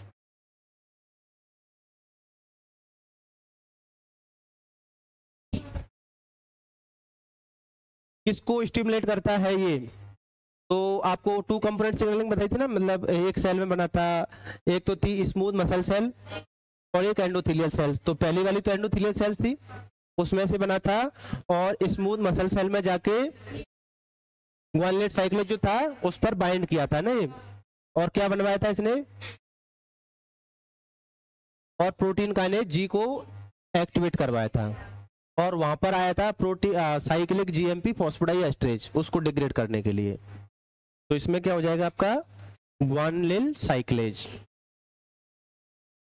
और प्रोटीन काइनेज जी आगे किसको एक्टिवेट करता है,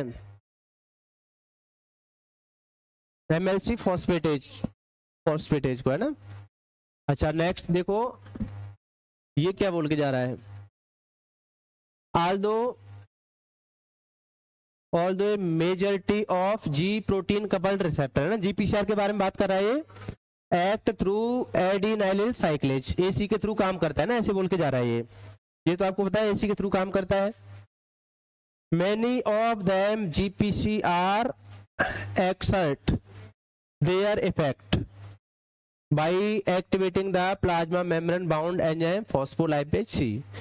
ये बोल रहा है कि बहुत सारे जो जीपीसीआर है वो अपना इफेक्ट कैसे डालते हैं, प्लाज्मा मेम्ब्रेन में जो बाउंड एंजाइम होता है ना फॉस्फोलाइपेज सी बीटा, ये आपको बताया था ना, IP3DAG वाला pathway. These receptors activate the so called inositol phospholipid signalling pathway mainly बाया जी प्रोटीन कॉल्ड GQ। मैंने बताया जी के बहुत सारे टाइप होते हैं, GA, GQ, GI, मतलब ऐसे बहुत सारे टाइप हैं।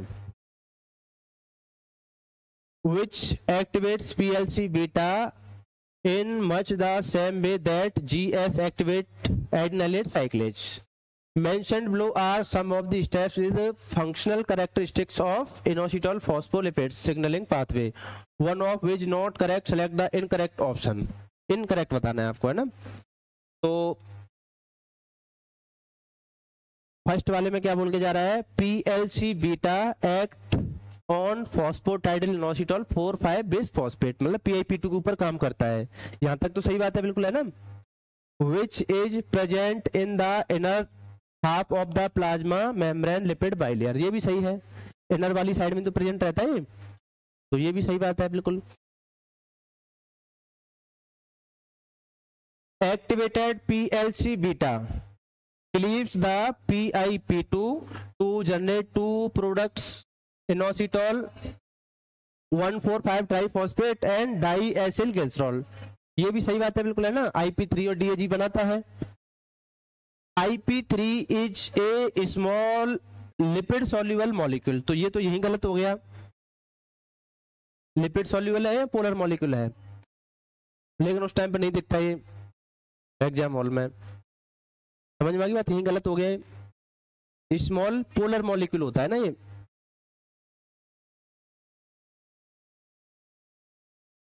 किसका,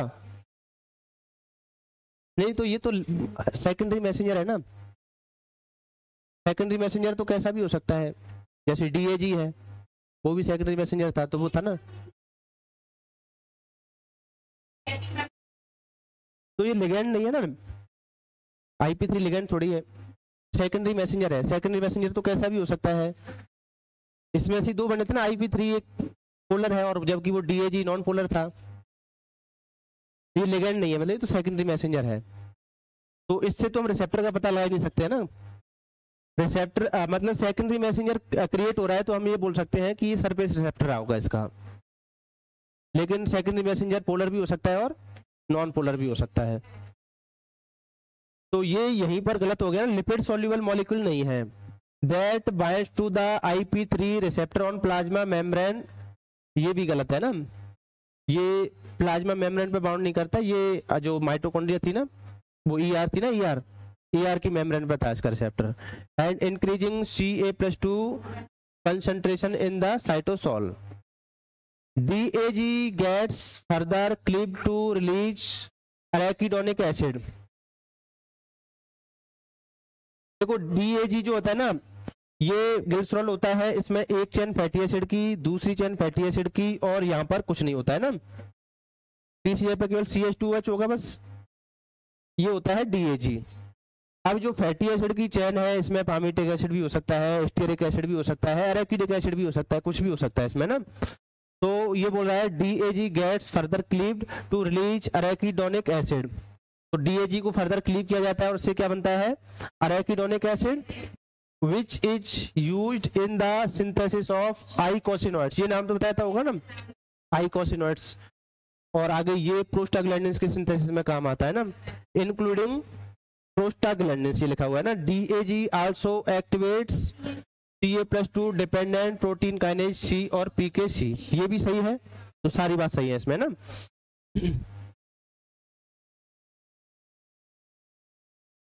तो इसमें आपका A, B और D तीनों सही है, C वाला क्या हो गया, गलत हो गया इसमें। तो 20 कार्बन का फैटी एसिड होता है अरेकिडोनिक एसिड, इससे आइकोसिनोइड बनाते हैं और उससे प्रोस्टाग्लैंडिन्स बनाते हैं।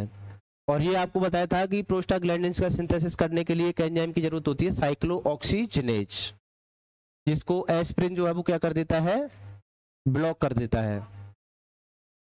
ऑक्स उसी को बोलते हैं ना, साइक्लोऑक्सीजिनेज को, जिसकी वजह से पेन और इन्फ्लेमेशन में रिलीफ मिलता है ना एस्पिरिन से। इरिवर्सिबल टाइप का इन्विशन होता है ना, ये भी बताया था।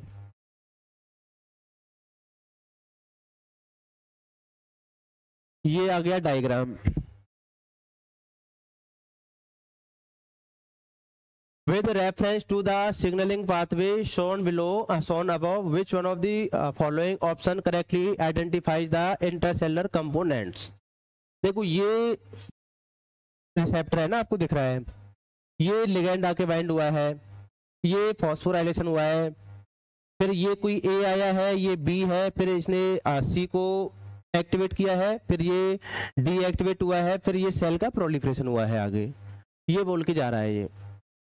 और ये आपको ये तो पता लग गया कि RT के रिसेप्टर होगा, जिस तरीके से GRB2 सॉस रास ये नाम दिए गए हैं उस तरीके से है ना। तो आपको पता है उस सिग्नलिंग में आपको बताया था GRB2 सॉस रास राप मैक और मैप, ये बताया था। देख लो सीक्वेंस। तो देखो इसमें ए जो है RT के नहीं हो सकता, RT के तो ये है ना, RT के तो ये हो गया, तो ये वाला तो हो गया गलत। ए में सॉस बता रहा है पहले, फिर GRB2 बता रहा है, तो गलत हो गया, उल्टा ही सीक्वेंस हो गया। GRB2 रास GDP मैक और मैप। अब ये GRB2 जो है ए को GRB2 बता रहा है, ठीक है, फिर बी को क्या बता रहा है, रास GDP बता रहा है बी को। तो GRB2 और रास GDP का डायरेक्ट कोई वही नहीं है, रिलेशन ही नहीं है, सॉस करवाता है ना चेंजमेंट उसमें।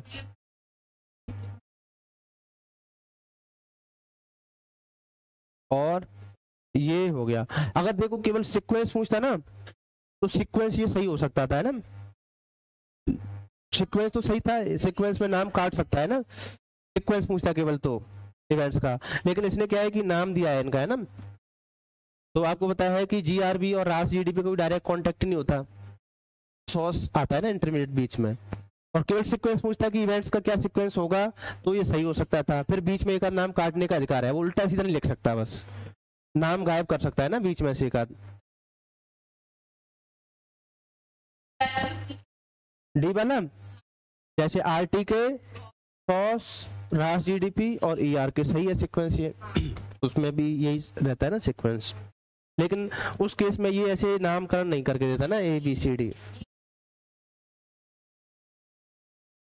तो ए वाला सही हो गया इसमें ना।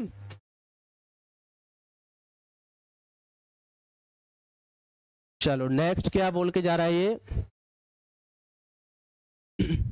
पहले क्या बोल के जा रहा है, रिसेप्टर टायरोसिन काइनेज है ना RT के, form a large and important class of cell surface receptor. ये कोई भी रिसेप्टर हो सबके बारे में सही है, समझ में आ रही बात।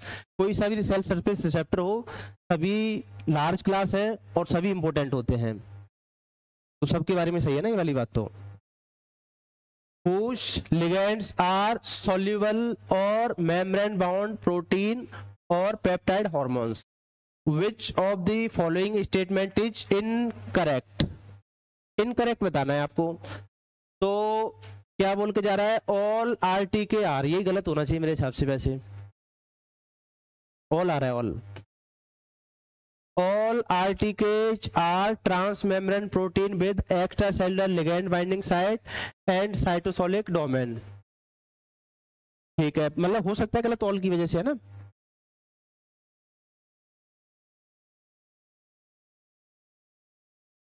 अब गलत, अब ये वाला सही तभी हो सकता है जब कोई सरासर गलत दे रखा हुआ है ना। Binding of ligand cause most RTKs to dimerise, देखो जैसे इसमें मोस्ट लिख दिया ना, तो ये तो सही होगा, ये तो सही है बिल्कुल, है ना। Cytosolic tyrosine kinase phosphorylates a distinct set of tyrosine residue in the cytosolic domain of the dimer, तो ये भी सही बात है। टायरोसिन का वो करता है ना फॉस्फोराइलेशन, अभी तो नाम इसका RTK है, रिसेप्टर टायरोसिन काइनेज, तो ये भी सही बात है।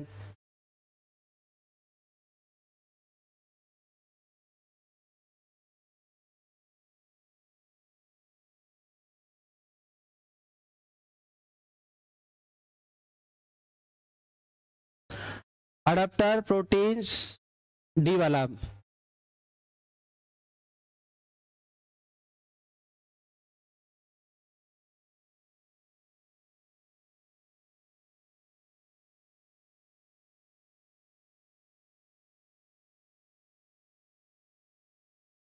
Adapter proteins and enzymes involved in signaling pathway binds to different phosphotyrosine via a conjugate polypeptide domain called SH2 domain, तो ये तो सही बात है ना, उसके पास SH2 डोमेन था और 2 SH3 डोमेन थे, ये तो सही है। अब इसमें बी वाला भी सही है अपना। अब ये इसमें जो है ना, सी वाला जो है ना गलत इसलिए दे रखा है, जो टायरोसिन काइनेज होता है ना वो कोई साइटोसोलिक प्रोटीन नहीं है, वो खुद रिसेप्टर का पार्ट है।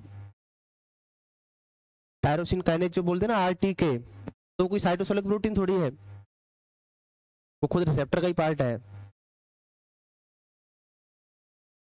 रिसेप्टर का ही पार्ट होता है खुद वो, है ना। तो इस वजह से ये सी वाला क्या है, गलत है। ये मैंने बताया ना कि ए वाला गलत है, लेकिन कोई जैसे सरासर गलत है तभी वो सही हो सकता है। जैसे ओनली वाला कोई स्टेटमेंट आ जाए तो वो गलत होता है। ओनली वाला सही कब होगा, जब कोई सरासर गलत स्टेटमेंट आ जाए ना तब। तो इसमें वैसे कोई दिक्कत नहीं है ना, बाकी सब कुछ सही है इस स्टेटमेंट में, लेकिन ये जो टायरोसिन काइनेज होता है ना, ये साइटोसोलिक नहीं होता, ये खुद रिसेप्टर का ही पार्ट होता है ना।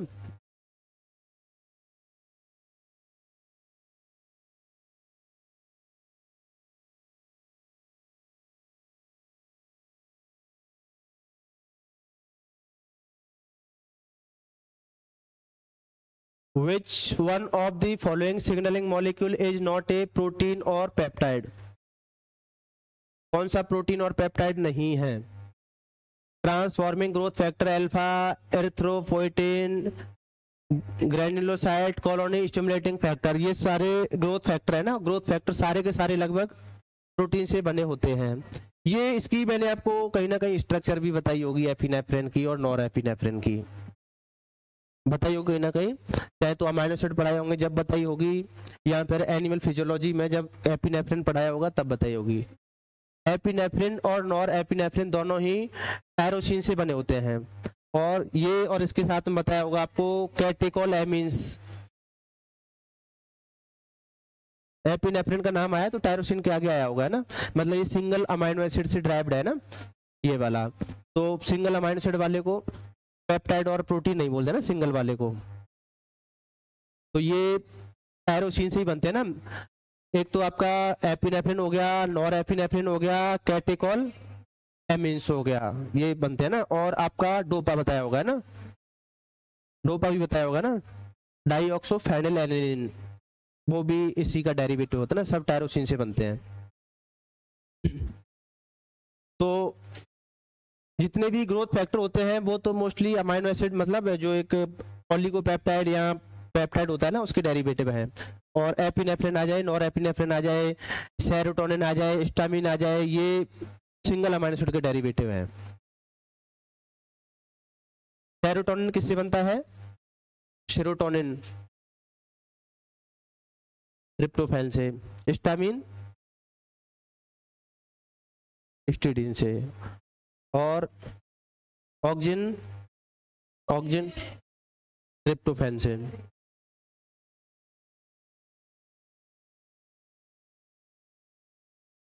तो इनको हम पेप्टाइड हार्मोन नहीं बोलते ना, जितने भी ये नाम बताए ना अभी, पेप्टाइड हार्मोन नहीं है ये। सिंगल अमाइनो एसिड वाला जो है वो अमाइन ग्रुप में आता है, अमीनो डेरिवेटिव है ना सिंगल अमाइनो एसिड वाला। लेकिन एपिनेफ्रिन और नॉर एपिनेफ्रिन अमीन वाले में नहीं आते ना, क्योंकि इसमें से अमीन ग्रुप निकल जाता है, अमीनो ग्रुप निकल जाता है उसमें से, है ना। जैसे सेरोटोनिन है, तो सेरोटोनिन को हम एमीन ग्रुप वाले में रख सकते हैं। हिस्टामिन है, उसको एमीन ग्रुप वाले में रख सकते हैं। लेकिन एपिनेफ्रिन और नॉर एपिनेफ्रिन में से वो NH2 ग्रुप निकल जाता है, तो इसलिए है ना एमीन के डेरिवेटिव नहीं है। तो इनको हम कैटेकॉल बोलते हैं ना। कैटेकॉल का मतलब जानते हैं ना, जिसमें 2 OH ग्रुप आते हैं। Receptor for which one of the following protein spans the plasma membrane of target cells but does not contain intrinsic protein kinase activity। मतलब प्लाज्मा मेम्ब्रेन पर रिसेप्टर तो मिलेगा, लेकिन उसके पास में इंट्रिंसिक प्रोटीन काइनेज एक्टिविटी नहीं होगी। देखो, epidermal growth factor, insulin like growth factor और इंसुलिन, ये तीनों का जो है ये RTK के थ्रू काम करता है ना। आपको बताया भी था उस टाइम पे नाम, insulin, insulin like growth factor, या फिर ग्रोथ फैक्टर नाम आ जाए ना कोई सा भी, वो सब का रिसेप्टर कौन सा होगा? RTK। और RTK है तो उसमें काइनेज वाली एक्टिविटी होगी। लेकिन देखो, ग्रोथ हार्मोन और ग्रोथ फैक्टर में मतलब आप दोनों को एक मत समझ लेना है ना। ग्रोथ फैक्टर आ जाए तो RTK होगा, और ग्रोथ हार्मोन का कोई दूसरा भी हो सकता है ना, GPCR भी हो सकता है उसका। तो उसमें जरूरी नहीं है कि काइनेज वाली एक्टिविटी मिले, जैसे उसमें GEF एक्टिविटी मिलती है। तो ग्रोथ हार्मोन और ग्रोथ फैक्टर दोनों है ना अलग अलग हैं। ग्रोथ फैक्टर के क्या होता है? RTK, और ग्रोथ हार्मोन का मोस्टली केस में GPCR होता है, बाकी दूसरा भी हो सकता है।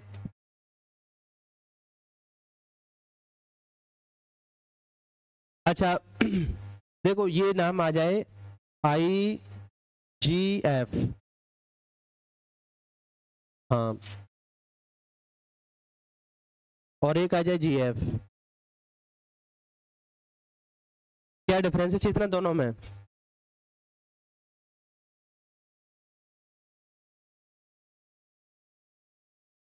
हाँ, तो दोनों में डिफरेंस क्या है वैसे? ये तो है ग्रोथ फैक्टर और इंसुलिन लाइक ग्रोथ फैक्टर। तो इंसुलिन लाइक ग्रोथ फैक्टर को लीवर बना के जाता है ना, और ग्रोथ फैक्टर को ग्रोथ फैक्टर जैसे पिट्यूटरी से भी बन सकता है ना, ये लीवर बनाता है। लेकिन ज्यादा इफेक्टिव कौन है दोनों में से? ये वाला ज्यादा इफेक्टिव होता है ना, क्योंकि इसके रिसेप्टर ज्यादा प्रेजेंट रहते हैं IGF के।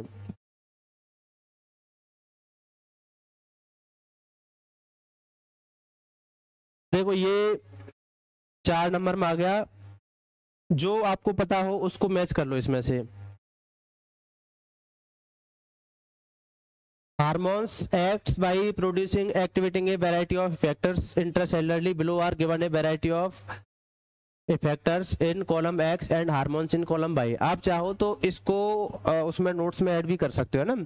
ये एक तो ये क्वेश्चन, या फिर कई बार रिसेप्टर का आता है कि कौन से लिगेंड का तो इंट्रासेलुलर है, कौन से का सरफेस रिसेप्टर है, एक तो वो वाला और एक ये वाला। तो ग्रोथ फैक्टर वाला तो आपको याद हो गया ना, ग्रोथ फैक्टर का तो RTK होता है।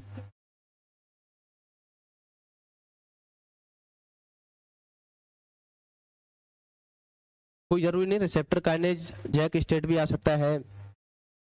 टायरोसिन नहीं लगा हुआ है ना उसमें।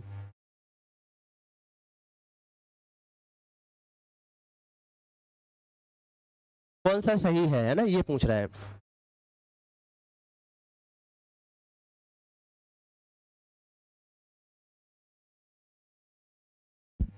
मतलब आपको यहाँ से भी देखना है ना मैच करके।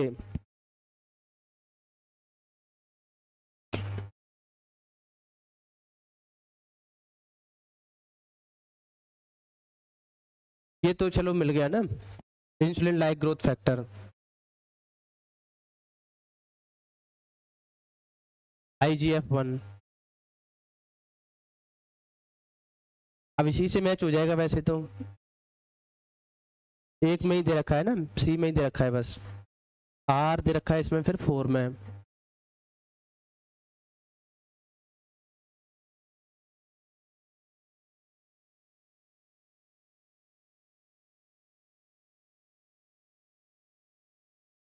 ANF का मतलब होता है एट्रियल नाइट्री यूरेटिक फैक्टर।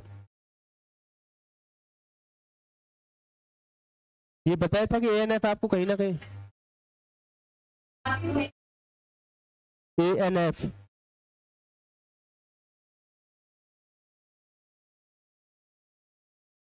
हार्ट से ही बताया होगा, हार्ट की बॉल से। हाँ वही है एट्रियल नाइट्री यूरेटिक फैक्टर, ब्लड प्रेशर को रेगुलेट करता है ये शायद जब ब्लड प्रेशर बढ़ जाता है ना, तब हार्ट रिलीज करता है इसको, तो ब्लड प्रेशर को कम करवा के जाता है, वेसोडाइलेशन कर देता है।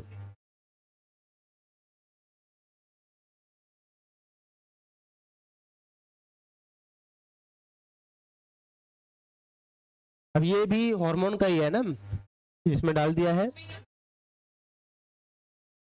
कौन सा? सोमेटोस्टेटिन क्या होता है? हार्मोन ही है, ग्रोथ को इनहिबिट करता है। हाँ अब देखो ये भी आपको चाहो तो उसमें नोट कर सकते हो, मतलब ये यहाँ का भी है और ये क्वेश्चन एनिमल फिजियोलॉजी का भी है।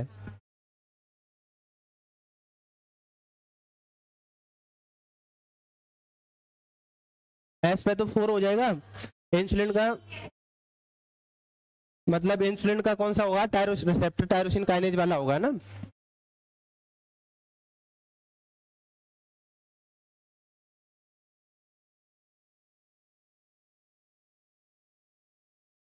सामने देख के सबके,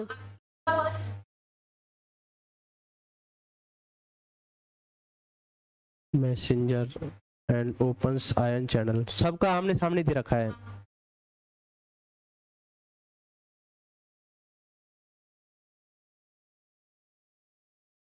सबका आमने सामने दे रखा है।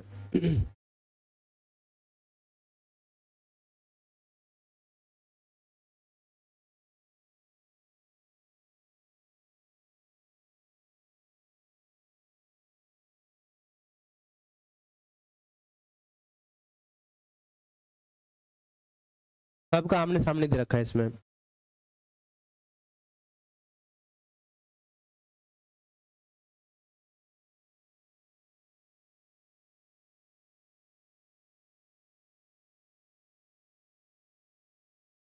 Which one of the following is not a ji protein coupled receptor?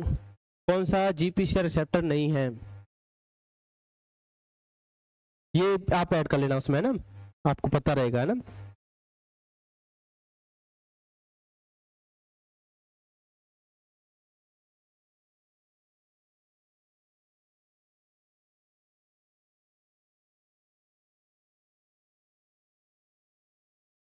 तो ये ट्रांसपेरेंट का तो आपने पढ़ा भी था, आपको याद हो तो, जब हमने FP+2 का इनटेक किया था ना, FP+2 इनटेक किया था, जिसमें रिसेप्टर और लिगैंड दोनों ही रिसाइकल हो जाते हैं एंडोसाइटोसिस में, क्लैथरिन कोटेड वाले में।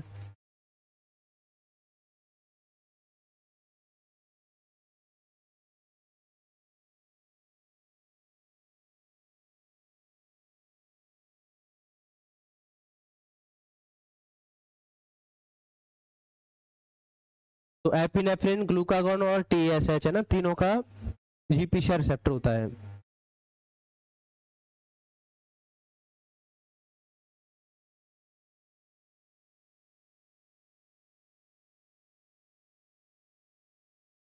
हाँ जी, ये क्या बोल के जा रहा है? अभी कल पढ़ाएंगे उसको, अभी वो थोड़ा सा इनकम्प्लीट रह गया है, अभी 2 दिन से मेरे को टाइम नहीं मिल पाया, थोड़ा हॉस्पिटल वगैरह में चले गए। G protein coupled receptor are used to detect and respond to many different type of signal, including neurotransmitters, hormones involved in glycogen and fat metabolism, and even photons of light. Which one of the following statement regarding GPCR is incorrect? Incorrect कौन सा है ये पूछ रहा है आपसे। तो GPCR are a large family with common structure of 7 membrane spanning alpha helices, ये सही है बिल्कुल, 7 बार क्रॉस करते हैं ना मेम्ब्रेन को। GPCR are couple to trimeric G protein comprising 3 subunit alpha beta and gamma, ये भी सही बात है। The G alpha subunit is a GTPase switch protein that alternates between an active on state with bound GTP and an inactive off state with GDP, ये भी सही है ना। GTP के साथ एक्टिव मतलब ऑन है और GDP के साथ ऑफ है। The on form gets bound to beta and gamma subunit and activates a membrane bound effectors like adenylyl cyclase, phospholipase C और आयरन चैनल। तो गलत क्या है इसमें, साथ नहीं रहती और उससे डिसोसिएट हो जाती है। एक्टिवेट होने के बाद में ये बोला कि बाउंड हो जाती है, जबकि ये डिसोसिएट होकर इफेक्टर के पास जाती है। तो ये गलत इसलिए हो गया ना, तो ये गलत है बस। हाँ फिर नेक्स्ट देखो, in a signaling event binding of an extracellular ligand activates G protein coupled receptor that eventually activates phospholipase C beta. Which one of the following statement truly reflect the function of phospholipase C beta? phospholipase C beta का काम क्या है, तो ये तो आपको पता ही है, PIP2 को IP3 और DAG में चेंज करने का। तो कौन से ऑप्शन में दे रखा है, ये दे रखा है इसी में,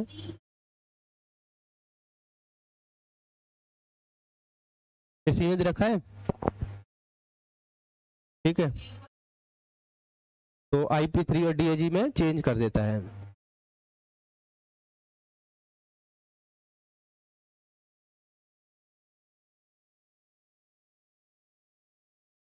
चलो ये क्या बोल रहा है, in a type of signal transduction pathway ligand binding to a receptor triggers activation of receptor associated kinase. This kinase may be an intrinsic part of the receptor protein और tightly bound to the receptor. Receptor in which the tyrosine kinase is an intrinsic part of its polypeptide chain are called the receptor tyrosine kinase. Which one of the following statement regarding RTK is incorrect? RTK के बारे में पूछ रहा है ना, कौन सा incorrect है। ऊपर जो कुछ भी लिखा हो उससे कोई मतलब नहीं, केवल क्या पूछ रहा है, RTK के बारे में कौन सा इनकरेक्ट है। तो all RTK have 3 essential components: an extracellular domain containing ligand binding site। तो ये तो सही बात है, कोई भी RTK रिसेप्टर हो तो बाहर की साइड में लिगैंड बाइंडिंग साइट मिलेगी, एक मेम्ब्रेन स्पेनिंग डोमेन होगा और एक इंट्रासेलुलर डोमेन होगा। A transmembrane domain and a cytoplasmic segment that include domain with protein tyrosine kinase activity. Most RTKs are monomeric, monomeric ही होते हैं, and ligand binding to the extracellular domain induce formation of receptor dimers. सही है। All cytokine receptor belong to RTK and cytokine binding activate tyrosine kinase and receptor dimerization। देखो जैसे आपने बचपन में पढ़ा होगा ना, सभी अयस्क खनिज होते हैं लेकिन सभी खनिज अयस्क नहीं होते, ऐसा पढ़ा होता ना बचपन में। ये मैं लिख देता हूं, all ores are minerals but all, ये ores ये पढ़ा होगा हिंदी माध्यम वालों ने पढ़ा होगा, सभी अयस्क खनिज होते हैं लेकिन सभी खनिज अयस्क नहीं होते। ये तो होता है अयस्क और ये होता है खनिज। पढ़ा था ये बचपन में कभी? डिफरेंस क्या है दोनों में, खनिज और अयस्क में? क्या डिफरेंस है दोनों में खनिज का? क्या? एक प्योर होता है, एक इम्प्योर होता है।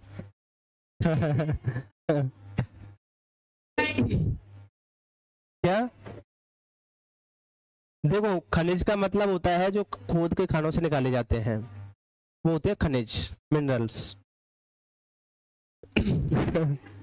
अब जैसे आपने जैसे लोहे के या इसके पढ़े होंगे ना, मतलब Fe के, जैसे हेमेटाइट, मैग्नेटाइट, पायराइट, सिडेराइट, ऐसे पढ़े होंगे ना बहुत सारे, ये ओर्स होते हैं।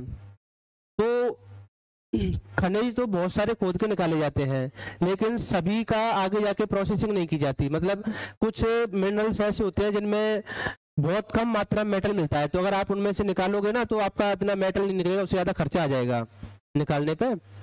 तो ओर्स केवल उनको बोलते हैं जिनसे हम प्रोसेसिंग करके उस मेटल को निकाल सकते हैं, उसको बोलते हैं ओर्स। बाकी मिनरल्स तो जैसे Fe के बहुत सारे हैं, हजारों, लेकिन सभी से लोहा नहीं बनाया जाता। कुछ ऐसे हैं कि उनसे आप लोहा बनाओगे तो इतना लोहा निकलेगा नहीं, उससे ज़्यादा आपका खर्चा आ जाएगा। तो खनिज तो है लोहे का वो, लेकिन वो अयस्क नहीं है। अयस्क केवल किसको बोलेंगे? जिससे प्रोसेसिंग करके हम उस मेटल को निकाल सकें प्योर फॉर्म में ना, उसको बोलते हैं मिनरल्स। तो इसलिए कोई भी ओर्स हो जिससे हम मेटल को निकाल रहे हैं, तो ऑब्वियसली बात है वो मिनरल्स तो होगा ही होगा, लेकिन सारे के सारे मिनरल्स ऑर्स नहीं है। ऑर्स उनमें से केवल किसको बोलेंगे? जिनसे प्रोसेसिंग करके हम उस मेटल को निकाल रहे हैं, उसको बोलते हैं ऑर्स। तो समझ में आ गई बात? ऑल ओर्स आर मिनरल्स, सही बात है, लेकिन all minerals are not ores. तो ऐसे ही जितने भी साइटोकाइन रिसेप्टर हैं, ये क्या बोल रहा है? All cytokine receptor belongs to RTK and cytokine binding act with tyrosine kinase and receptor dimerization. ये जितने भी RTK रिसेप्टर है ना, उनको हम साइटोकाइन रिसेप्टर बोल सकते हैं, लेकिन सभी साइटोकाइन को हम RTK नहीं बोल सकते। इसी तरीके से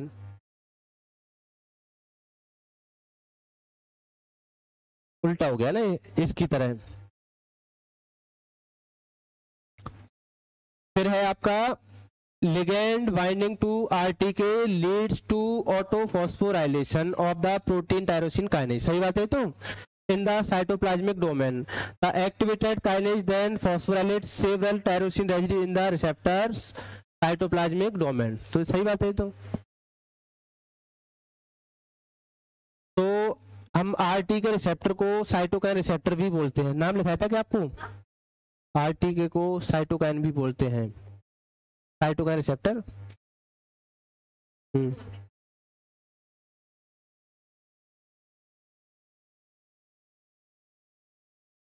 वो तो नाम है पूरा इसका, साइटोकाइन। साइटोकाइन का मतलब होता है जो सेल डिवीजन को प्रमोट करके जाए, उसको बोलते हैं साइटोकाइन। नहीं लिख पाया? कोई नहीं। तो the second messenger which open calcium ion force in endoplasmic reticulum and plasma membrane is.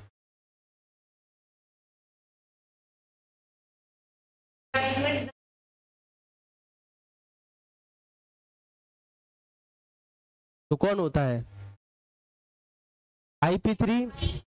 IP3 तो होता है, तो IP3 हो जाएगा इनोसिटोल ट्राई फॉस्फेट।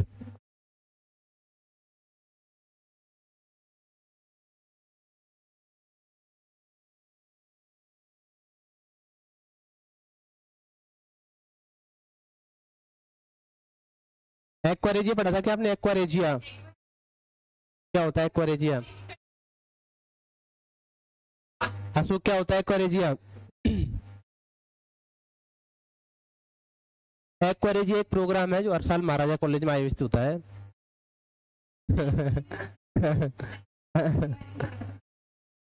नहीं होता अशोक? होता है, अशोक को पूछ लो। एक्वारेजिया होता है आपका HNO3 और HCl दोनों को मिला के बनाया जाता है ना, दोनों ही स्ट्रॉन्ग एसिड है, तो ये इतना स्ट्रॉन्ग होता है कि ये मेटल्स को भी गला देता है। HCl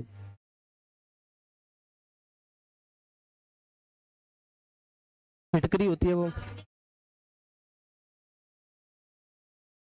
पोटासिलम K2SO4 Al2SO4 का होल थ्रेश .24H2O, ये होता है फिटकरी का।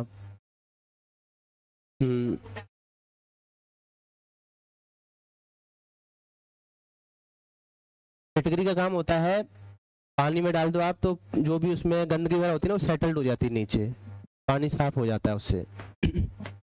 और बाकी किस काम में आती है? शेविंग करने के बाद में आफ्टर शेव उसको लगाते हैं ना चेहरे पे। हाँ तो उसके पीछे रीजन क्या है? शेविंग वगैरह करवाते ना दुकान पे ऐसे, तो उसके बाद में फिटकरी घिस देता है वो चेहरे पे। इसमें खाने में भी डाल सकते हैं। तो उसके पीछे रीजन क्या है? आफ्टर शेव जो लगाते हैं उसके पीछे रीजन क्या है? तो एक तो इन्फेक्शन को रोकता है, दूसरा क्या है इसमें आयंस होते हैं, जो कट वगैरह लग जाता है तो ब्लड कोगुलेट करवा देता है। आपने क्या इसमें आयंस है एल्युमिनियम वगैरह, पोटेशियम, पोटेशियम भी है इसमें।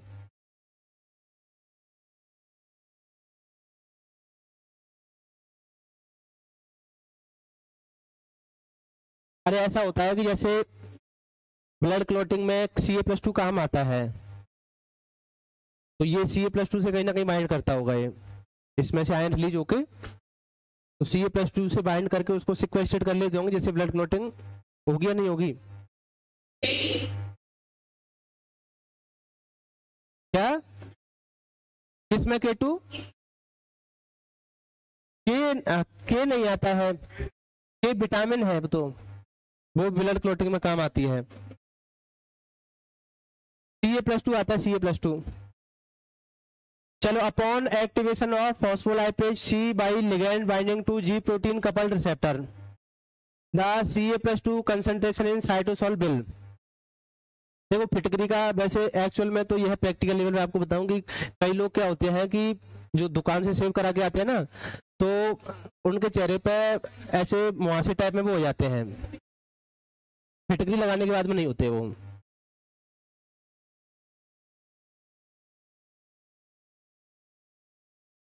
Upon activation of phospholipase C by ligand binding to G protein coupled receptor, the Ca+2 concentration in cytosol will, क्या होगा Ca+2 की कंसंट्रेशन पर?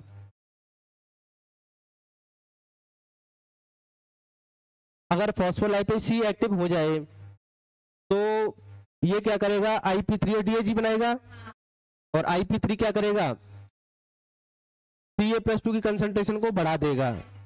हाँ तो यही बात देखना है आपको। अब decrease due to blockage of inositol INSP3 gated channel on endoplasmic reticulum, ये तो गलत है, ट्रांसफर गलत है ना ये तो। Decrease due to blockage of INSP3 gated channel on plasma membrane, increase due to efflux of Ca+2 from INSP3 gated channel on mitochondria. ये हो सकता है वैसे माइटोकॉन्ड्रिया और ER दोनों ही रिजर्वायर होते हैं। ER प्राइमरी रिजर्वायर है, उसके बाद में माइटोकॉन्ड्रिया में भी कैल्शियम रिजर्व रहता है। डी को पढ़ लेते हैं अभी। Increase due to influx of Ca+2 from INSP3 gated channel on endoplasmic reticulum as well as Ca+2 from INSP3 gated channel on plasma membrane. इस क्वेश्चन में कुछ ना कुछ मिस्टेक थी, क्योंकि ये जो चैनल है ना ये प्लाज्मा मेम्ब्रेन पर रेयरली मिलते हैं, प्लाज्मा मेम्ब्रेन पे नहीं मिलते ना ये वाले चैनल, तो इसमें ये सी वाला ही सही होना चाहिए फिर, है ना। ER और माइटोकॉन्ड्रिया दोनों ही रिजर्वायर होते हैं ना Ca+2 के। फिर उसके बाद में कार्ल मॉड्यूलिन प्रोटीन,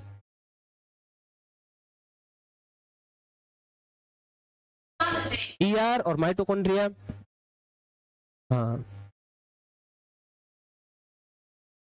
हाँ, लेवल तो साइटोप्लाज्म में इंक्रीज होगा। प्लाज्मा मेम्ब्रेन पे Ca+2 के चैनल मिलते हैं, लेकिन वो IP3 गेटेड नहीं होते हैं, जैसे वोल्टेज गेटेड Ca+2 चैनल होते हैं, इस टाइप के होते हैं।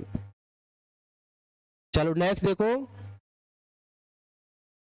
The second messenger CAMP synthesized by adenylyl cyclase transduce a wide variety of physiological signals in various cell types in mammalian cells. Most of the diverse effects of CAMP are mediated through activation of protein kinase A, also called CAMP dependent protein kinase. Which of the following statement regarding protein kinase A is not correct? Protein kinase A के बारे में पूछ रहा है आपको ना, कौन सा करेक्ट नहीं है, मतलब इनकरेक्ट बताना है। Elective protein kinase A is tetramer, सही बात है ना, टेट्रामर ही तो होता है, 2 रेगुलेटरी और 2 कैटालिटिक सब unit, consisting of 2 regulatory and 2 catalytic सब यूनिट, सही बात है ना। तो ईच आर सब units bind the active sites in catalytic domain and inhibits the activity of catalytic सब यूनिट, ये भी सही बात है। सी वाला देखो, binding of CAMP to R sub unit cause a conformational change resulting in binding to site other than catalytic site, causing strengthening of binding to C sub unit, activating its kinase activity। D वाला और पढ़ लेते हैं, D वाले में क्या बोल रहा है, each R subunit has 2 distinct cyclic AMP binding site and binding of cyclic AMP occurs in cooperative fashion, ये भी सही है। अब सी वाले में गलत क्या है फिर, देखो binding of CAMP to R subunit cause a conformational change resulting in, यहाँ तक तो सही है ना।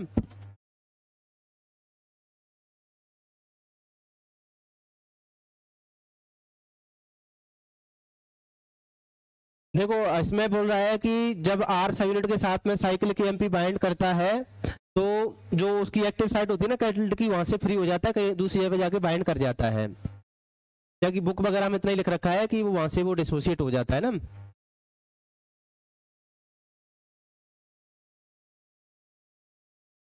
कुल मिला के सी में भी यही बोल रहा है कि वो दूसरी जगह पे जाके बाइंड कर जाता है और एक्टिवेट हो जाता है, तो ये तो सही है, एक्टिवेट तो हो जाता है।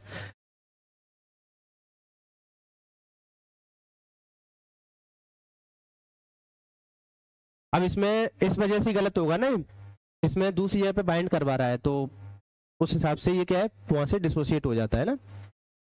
वैसे तो और सही है, मतलब सब कुछ देखो, binding of cyclic AMP to R सब यूनिट कॉज ए कन्फर्मेशनल चेंज है ना, यहाँ तक सही है, कोई दिक्कत नहीं है। In binding to site other than catalytic site है ना, ये बस यहाँ पे गलत है, बाकी ये भी सही है।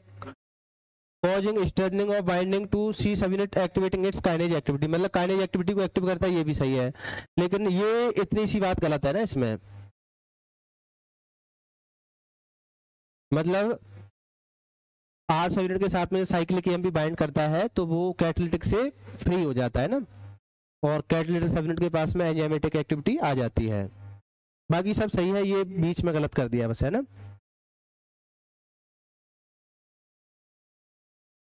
The covalent modification performed by kinase which regulate protein in signaling pathway is, तो काइनेज क्या करता है, फॉस्फोराइलेशन करता है, फॉस्फोराइलेशन हो जाएगा ना। काइनेज कौन सा मॉडिफिकेशन करता है ये बोल रहा है,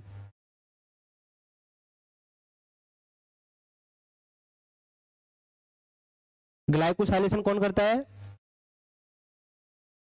ग्लाइकोसाइलेशन करता है, कोई ग्लाइकोसाइलेज जाएगा उसके लिए ग्लाइकोसिल ट्रांसफर जाएगा, और यूबिक्विटिनेशन, E3 लाइगेज, मिथाइलेशन, कौन आता है मिथाइलेशन के, कौन आता है कनिष्क का मिथाइलेशन के लिए,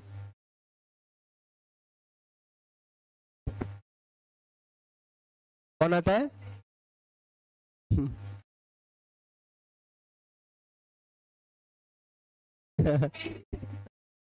चलो, आता है मिथाइल ट्रांसफरेज, आपको बताया होगा कहीं ना कहीं, डीएएम बताया होगा है ना, DNA adenine methylase, DNA adenine methylase बताया होगा। यहाँ एक सैम बताया होगा, एस एडिनोसिल मैथ्योनिन, जिससे मैथ्योनिन आता है ना, और बाद में मिथाइल ट्रांसफरेज आके ट्रांसफर कर देता है ना वहां से मैथिल ग्रुप को।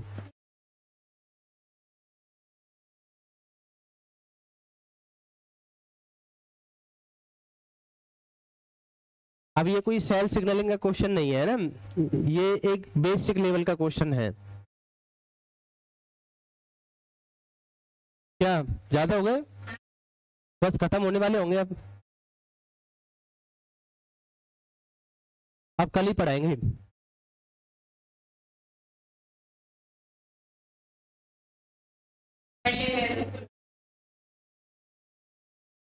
इजी क्वेश्चन है तो इजी क्वेश्चन है।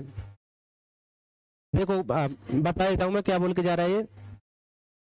टू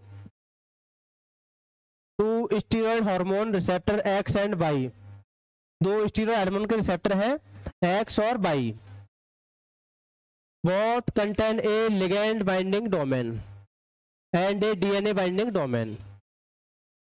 स्टीरॉयड हार्मोन के हैं तो आपको पता है ये इंटरसेलुलरी मिलेंगे, अंदर मिलेंगे है ना। तो इनका क्या सीन होता है, ये जैसे सेल के अंदर मिलते हैं और यहाँ पर आके लिगेंड बाइंड करता है, जिसकी वजह से इनका जो न्यूक्लियोटाइड बाइंडिंग डोमेन, वो क्या बोलते हैं, डीएनए बाइंडिंग डोमेन होता है ना, और एनलेस होता है, वो एक्सपोज हो जाता है और ये न्यूक्लियस के अंदर चले जाते हैं और डीएनए पर जाके क्या हो जाते हैं, बाइंड हो जाते हैं। ये इनका सीन रहता है ना।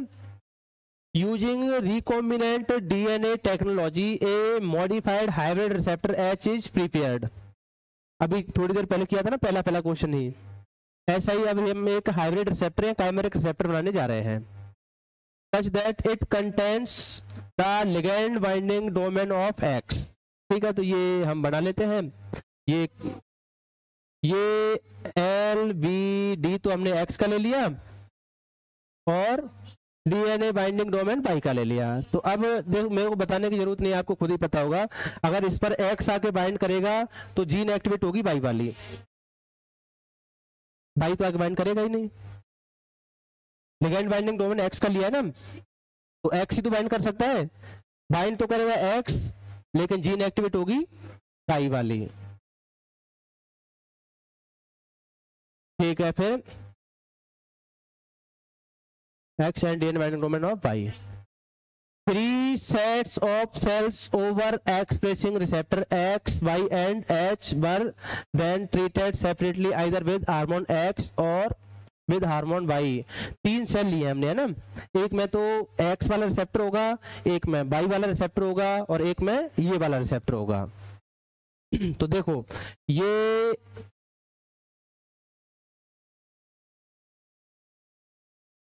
देखो इसमें क्या होगा, जो एल बी डी लिया है ये एक्स वाला होगा और डी बी डी भी एक्स वाला ही होगा एक सेल में तो, और एक सेल में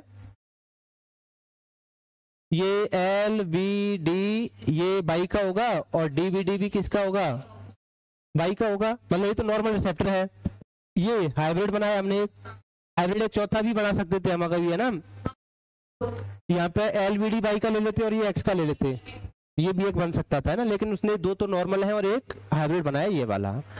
अब आपको ऑलरेडी पता है इसमें एक्स आएगा तो एक्स की जीन एक्टिवेट होगी, इसमें बाई आएगा बाई की जीन एक्टिवेट होगी, और इसमें एक्स आएगा बाई की जीन एक्टिवेट होगी। तो ये 3 हमने वो सेल टाइप प्रिपेयर किया है ना। अच्छा, assuming that there is no cross reactivity, which one of the following graph best represent the receptor ligand binding in each case। अच्छा, ये एक्सप्रेशन भी नहीं पूछ रहा, केवल रिसेप्टर और लिगैंड की बाइंडिंग पूछ रहा है बस। तो इसमें केवल एक्स बाइंड करेगा, इसमें ओनली बाई बाइंड करेगा और इसमें एक्स बाइंड करेगा, ये पूछ रहा है बस। मतलब एक्सप्रेशन भी नहीं पूछ रहा, केवल रिसेप्टर लिगैंड की बाइंडिंग पूछ रहा है।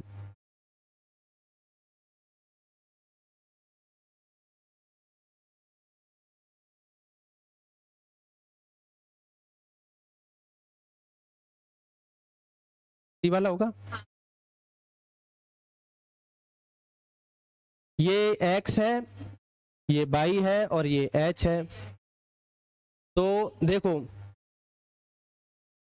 हार्मोन एक्स की बाइंडिंग एक्स के साथ में ठीक होगी, वाई के साथ में बिल्कुल नहीं होगी, और इसके साथ में भी होगी। तो ये वाला तो गलत हो गया बिल्कुल, यहाँ पे नहीं होनी चाहिए ना बाइंडिंग, ये बहुत कम होनी चाहिए।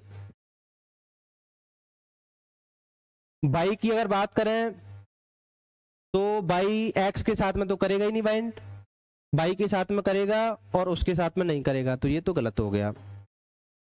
यहां पर देख लेते हैं हार्मोन एक्स की जो बाइंडिंग है ना, एक्स की एक्स के साथ में ज्यादा होनी चाहिए है ना, कम दिखा रखी है, तो ये यही गलत हो गया ना। देखो यहां देखो एक्स की एक्स के साथ में अच्छी खासी बाइंडिंग होगी, सही है। एक्स की बाई के साथ में आप देखोगे बाइंडिंग नहीं होगी, तो बहुत कम दिखा रखी है ना। और एक्स की हाइब्रिड के साथ में अच्छी खासी बाइंडिंग होगी, तो ये भी दिखा रखी है इसने, ठीक है। अब बाई की देखो, बाई की केवल इसी के साथ में बाइंडिंग होगी बस, ना तो यहाँ पर होगी ना यहाँ पर होगी, तो बीच वाले में दिखा रखी है, देखो बस दोनों में कम दिखा रखी है, तो ये हो जाएगा आंसर।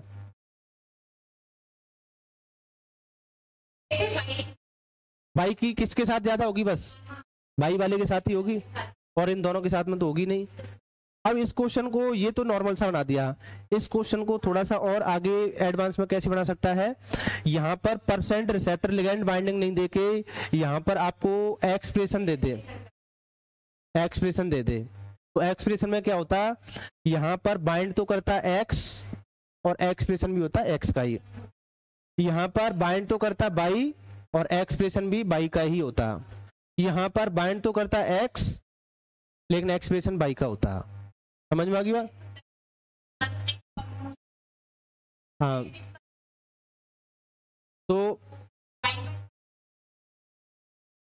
तो एक्स के केस में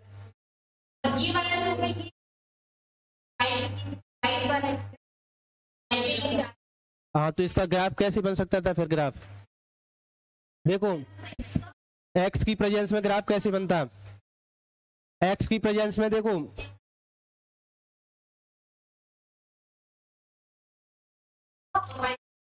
अगर हम एक्स की प्रेजेंस में देखते हैं ना, हार्मोन एक्स की प्रेजेंस में, तो यहाँ पर एक्स का एक्सप्रेशन ज्यादा होता, यहाँ पर एक्स की प्रेजेंस में होता ही नहीं, यहाँ पर एक्स की प्रेजेंस में कम होता भाई, मतलब एक्स का नहीं होता, एक्स की प्रेजेंस में हम एक्स का एक्सप्रेशन देख रहे हैं ना।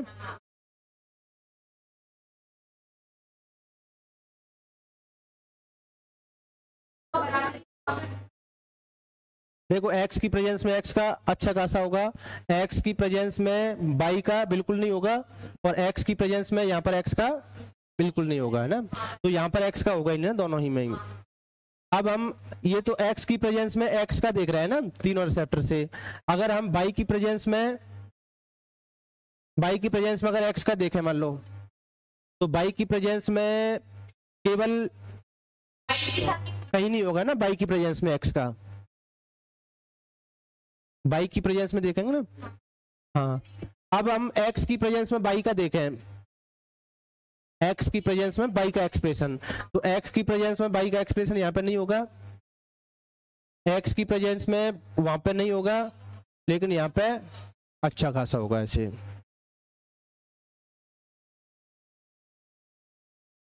हाँ, नहीं होगा ना बाई की प्रेजेंस में। तो आपको देखो इसमें ये बताना है, देखो इस वाले पे जब एक्स बाइंड करेगा तो एक्स का ही वो होगा, है ना, इसमें बाई वाला बाइंड करेगा तो बाई का होगा, इसमें एक्स वाला बाइंड करेगा तो बाई का एक्सप्रेशन होगा। जिसका लिगेंड बाइंडिंग डोमेन होगा बाइंड तो वही करेगा लिगेंड, और जिसका डीएनए बाइंडिंग डोमेन होगा एक्सप्रेशन उसका होगा।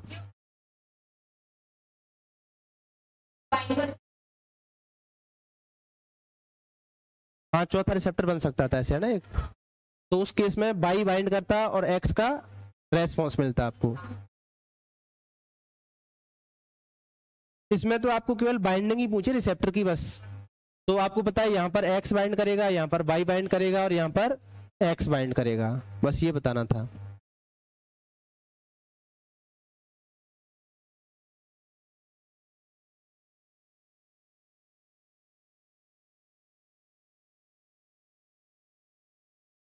Which one of the following statements about receptor enzyme is false?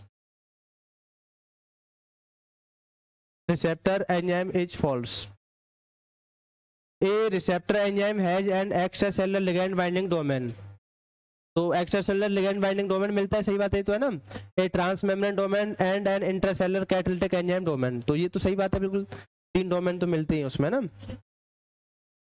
Many types of receptor enzymes are found in animals. ये तो सही है, चाहे एनिमल हो या प्लांट हो. The signal transduction pathway of receptor enzyme involve phosphorylation cascade. ये भी सही बात है, phosphorylation cascade इन्वॉल्व होती है ना, जैसे रास, राप, मैक, मैप हमने देखा था. ये receptor enzymes interact directly with intracellular G protein. Directly नहीं होते, एक बीच GEF एक्टिविटी आती है ना, उसके थ्रू इंटरेक्शन रहता है ना. चलो नेक्स्ट देखते हैं.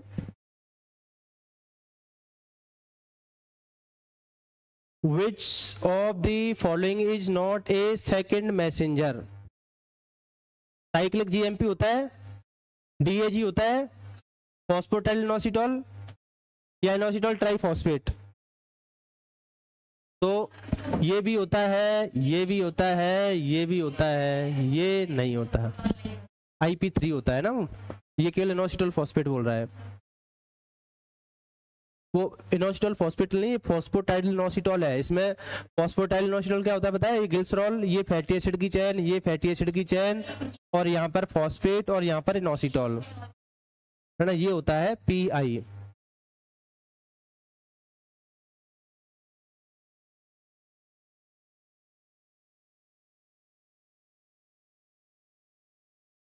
चलो ये फिर से सिंपल क्वेश्चन आ गया ना, 4 नंबर का ऊपर वाला. G protein coupled receptor consists of 3 protein subunit alpha, beta and gamma.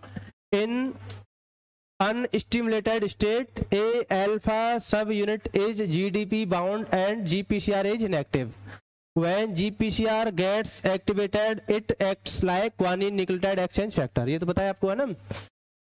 And induce G subunit to release its bound GDP to allowing GTP to bind in its place. In order to regulate G protein activity by regulating GTP GDP concentration, alpha subunit act as. तो वो तो सारी वही बातें लिखी हैं जो आपको पता है ना ऑलरेडी. अच्छा, तो कौन एक्टिवेट करता है इसको? अच्छा, अल्फा सबयूनिट के बारे में पूछा है तो सब फालतू की बातें हैं. अल्फा सबयूनिट एक्ट एज, जो जी अल्फा है ना, तो आपको पता है इसके पास में GTP एक्टिविटी थी इंट्रिंसिक वाली, वो भी बस यही बताना था इसमें. बाकी तो वो जो बातें आपको आती है ना 2 मिनट खराब करने के लिए लिखी हैं, तो यही पूछा है बस है ना. एक GTP एक्टिविटी होती है बस इसके पास में. Which one of the following statement about the nuclear receptor superfamily is not true?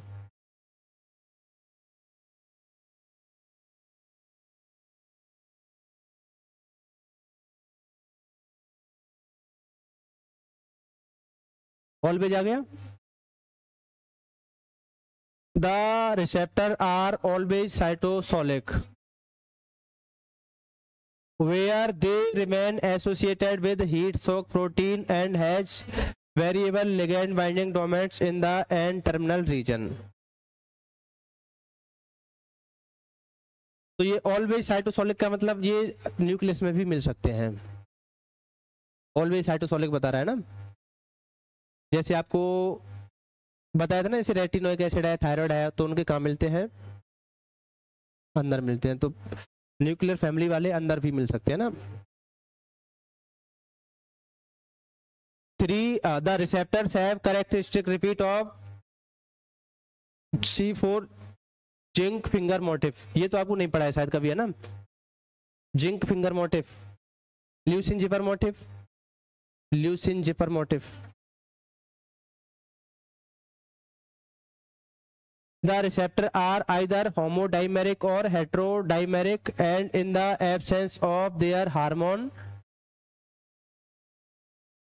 ligand, the heterodimeric receptor repress transcription. When bound to their response element. देखो इनके केस में थोड़ा उल्टा होता है ना, ये जब लिगेंड नहीं आता है तो लिगेंड की एब्सेंस में ही ये डीएनए पर बाइंड रहते हैं, लेकिन ये इनहिबिटर का काम करते हैं एक तरीके से उस कंडीशन में ना। फिर जब हार्मोन या लिगेंड आता है ना तब जाके ये एक्टिवेट होते हैं, मतलब ये लिगेंड की एब्सेंस में ही बाइंड रहते हैं ऑलरेडी ना डीएनए के ऊपर। देखो ये बोल रहा है the receptor are either homodimeric और heterodimeric and in the absence of their hormone ligand the heterodimeric receptor repress transcription when bound to their response element। ligand की एब्सेंस में ही ये अपने रेस्पॉन्स एलिमेंट के ऊपर बाइंड रहते हैं, जबकि नॉर्मल केस में क्या होता है, जब ligand आता है तब जाके वो ट्रांसक्रिप्शन फैक्टर को एक्टिवेट करता है, तब जाके वो रेस्पॉन्स एलिमेंट में बाइंड होकर जीन को क्या करता है, ऑन करता है। लेकिन इनके केस में क्या होता है उल्टा, ये ligand की एब्सेंस में अपने रेस्पॉन्स एलिमेंट के ऊपर बाइंड रहते हैं लेकिन उसको इनएक्टिव करके रखते हैं, ब्लॉक करके रखते हैं। The receptors have a unique and terminal region of variable length and may contain a nuclear localizing signal between the DNA and ligand binding domain। तो ये तो आपको बताइए कोई भी न्यूक्लियर लोकलाइजिंग सीक्वेंस तो मिलेगा ही मिलेगा ना, अगर न्यूक्लियस के अंदर जाना है तो एनालाइज तो जरूरी है, मैंडेटरी है। ये और देख लो ना, एक glycophorin having one highly hydrophobic domain is able to span a phospholipid bilayer membrane only. कितनी बार, एक बार ही क्रॉस करता है ना ग्लाइकोफोरिन। अब इसमें बचे कितने क्वेश्चन है वैसे ये देख लो, क्योंकि ये कितने क्वेश्चन बचे ये देख लो।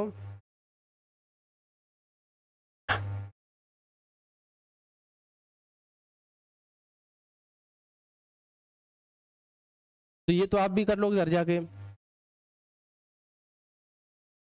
ये लास्ट होगा शायद। देखो ये भी 4 नंबर का ऐसे ही फर्जी क्वेश्चन। हाँ फर्जी क्वेश्चन जानते हो ना, मतलब जो देखने में बड़ा होता है लेकिन उसमें होता कुछ नहीं है, तो इस टाइप के क्वेश्चन को फर्जी क्वेश्चन बोलते हैं। देखो ये अभी आपको मैंने बता दिया है ना इस टाइप का, ये शायद तीसरा चौथा क्वेश्चन होगा उस टाइप का, वो हाइब्रिड बनाने वाला, प्राइमरिक रिसेप्टर बनाने वाला, हाँ उसी टाइप का है ये, और ये हो जाएगा आपसे। देखो मैं बता देता हूँ, एपिडर्मल ग्रोथ फैक्टर है ना, EGF is needed for growth of almost all cells, ठीक है, इससे कोई मतलब नहीं है ना। EGF receptor is a transmembrane protein having an extra cellular ligand binding domain, ठीक है, तो एक लिगैंड बाइंडिंग डोमेन मिलेगा बाहर की साइड में, एंड ए ट्रांसमेम्ब्रेन डोमेन मिलेगा, एंड ए साइटोसोलिक डोमेन मिलेगा, उसके पास प्रोटीन टायरोसिन काइनेज वाली एक्टिविटी होगी, कोई नई बात नहीं इसमें, ठीक है। Binding of EGF to the receptor activates protein tyrosine kinase resulting in activation of transcription factors through intracellular transducers, ठीक है। जब बाइंड करेगा लिगैंड तो वो प्रोटीन काइनेज को एक्टिवेट कर देगा और आगे ट्रांसक्रिप्शन फैक्टर को क्या करेगा, एक्टिवेट करेगा। काम की बात अभी भी कुछ नहीं आई इसमें ना। In cell type A much of the extracellular ligand binding domain is deleted by protease. अब ये काम की बात है ना, यहाँ से आगे, ऊपर तो फर्जी बात है लेकिन सारी वैसी। अब यहाँ से आगे क्या बोल रहा है, much of the extracellular ligand binding domain is deleted by Proteas such that cytosolic domain of PTK becomes constitutively active. मतलब हमने क्या किया, इसके इस डोमेन को डिलीट कर दिया, और डिलीट करने से इसमें गेन ऑफ फंक्शन म्यूटेशन हो गया, परमानेंट एक्टिव हो गया, ठीक है। PTK becomes constitutively active. Where is cell type B, ये तो ऐसा ए में हुआ है ना, where is cell type B is having normal EGF receptor, what will be the best fit graph for the growth of the culture of cell type A and B in complete medium in presence and absence of EGF। तो देखो इस A वाले में तो ligand आए या नहीं आए कंटिन्यूअस एक्सप्रेशन होता रहेगा, क्योंकि गेन ऑफ फंक्शन म्यूटेशन हो गया है, तो इसमें तो कंटिन्यूअस एक्सप्रेशन है ना EGF का। और B वाले में, इसमें जब लिगैंड आएगा तभी एक्सप्रेशन होगा, और लिगैंड नहीं आएगा तो एक्सप्रेशन, बस इतनी सी बात है। तो अब देख लो, ये नंबर ऑफ सेल्स, ये टाइम। तो देखो ए वाले में बोला है कि EGF प्रेजेंट है और इसमें EGF प्रेजेंट नहीं है, तो ग्रोथ अच्छी खासी हो रही है, सही बात है, दोनों ही कंडीशन में बराबर एक्सप्रेशन होगा लगभग। बी वाले में आप देखोगे तो लिगेंड की प्रेजेंस में अच्छा खासा हो रहा है, एब्सेंस में कम हो रहा है। सही बात है ना, यही होना चाहिए ना। इसमें आप देखोगे ए वाले में ईजीएफ की प्रेजेंस में तो हो रहा है लेकिन एब्सेंस में नहीं हो रहा, जो कि गलत बात है। इसमें दोनों ही कंडीशन में होगा ना ए वाले में। तो इधर आप देखोगे तो बी वाले में लिगेंड की एब्सेंस में प्रेजेंस में हो रहा है, एब्सेंस में नहीं हो रहा है, सही बात है। लेकिन यहाँ पर एक्सप्रेशन कम कर दिया इसने। इसमें तो ज्यादा होगा ना, कॉन्स्टिट्यूटिव एक्सप्रेशन होगा, तो ए का बी से ज्यादा होना चाहिए ना एक्सप्रेशन। परमानेंट एक्टिव कर दिया आपने, ऐसा रिलेशन किया है। इस वाले में भी ये नीचे ही लिख रखा है इसने। तो ये चौथे टाइप का क्वेश्चन है ना, इस टाइप का। अगर आप गेन ऑफ फंक्शन म्यूटेशन कर देते हो तो लिगेंड आए नहीं आए कोई फर्क नहीं पड़ता, दोनों ही कंडीशन में क्या रहेगा, वो एक्टिव रहेगा। तो ये फर्स्ट वाला ग्राफ हो जाएगा आपका। अब कुछ क्वेश्चन रह गए, वो आप घर पे कर लेना, फिर कर लोगे ना इतने, तो इतने क्वेश्चन तो कर लोगे ना। 5 या 6 क्वेश्चन होंगे, यही है बस, इतने ही है। 5-6 क्वेश्चन है ना, ये आप कर लेना फिर।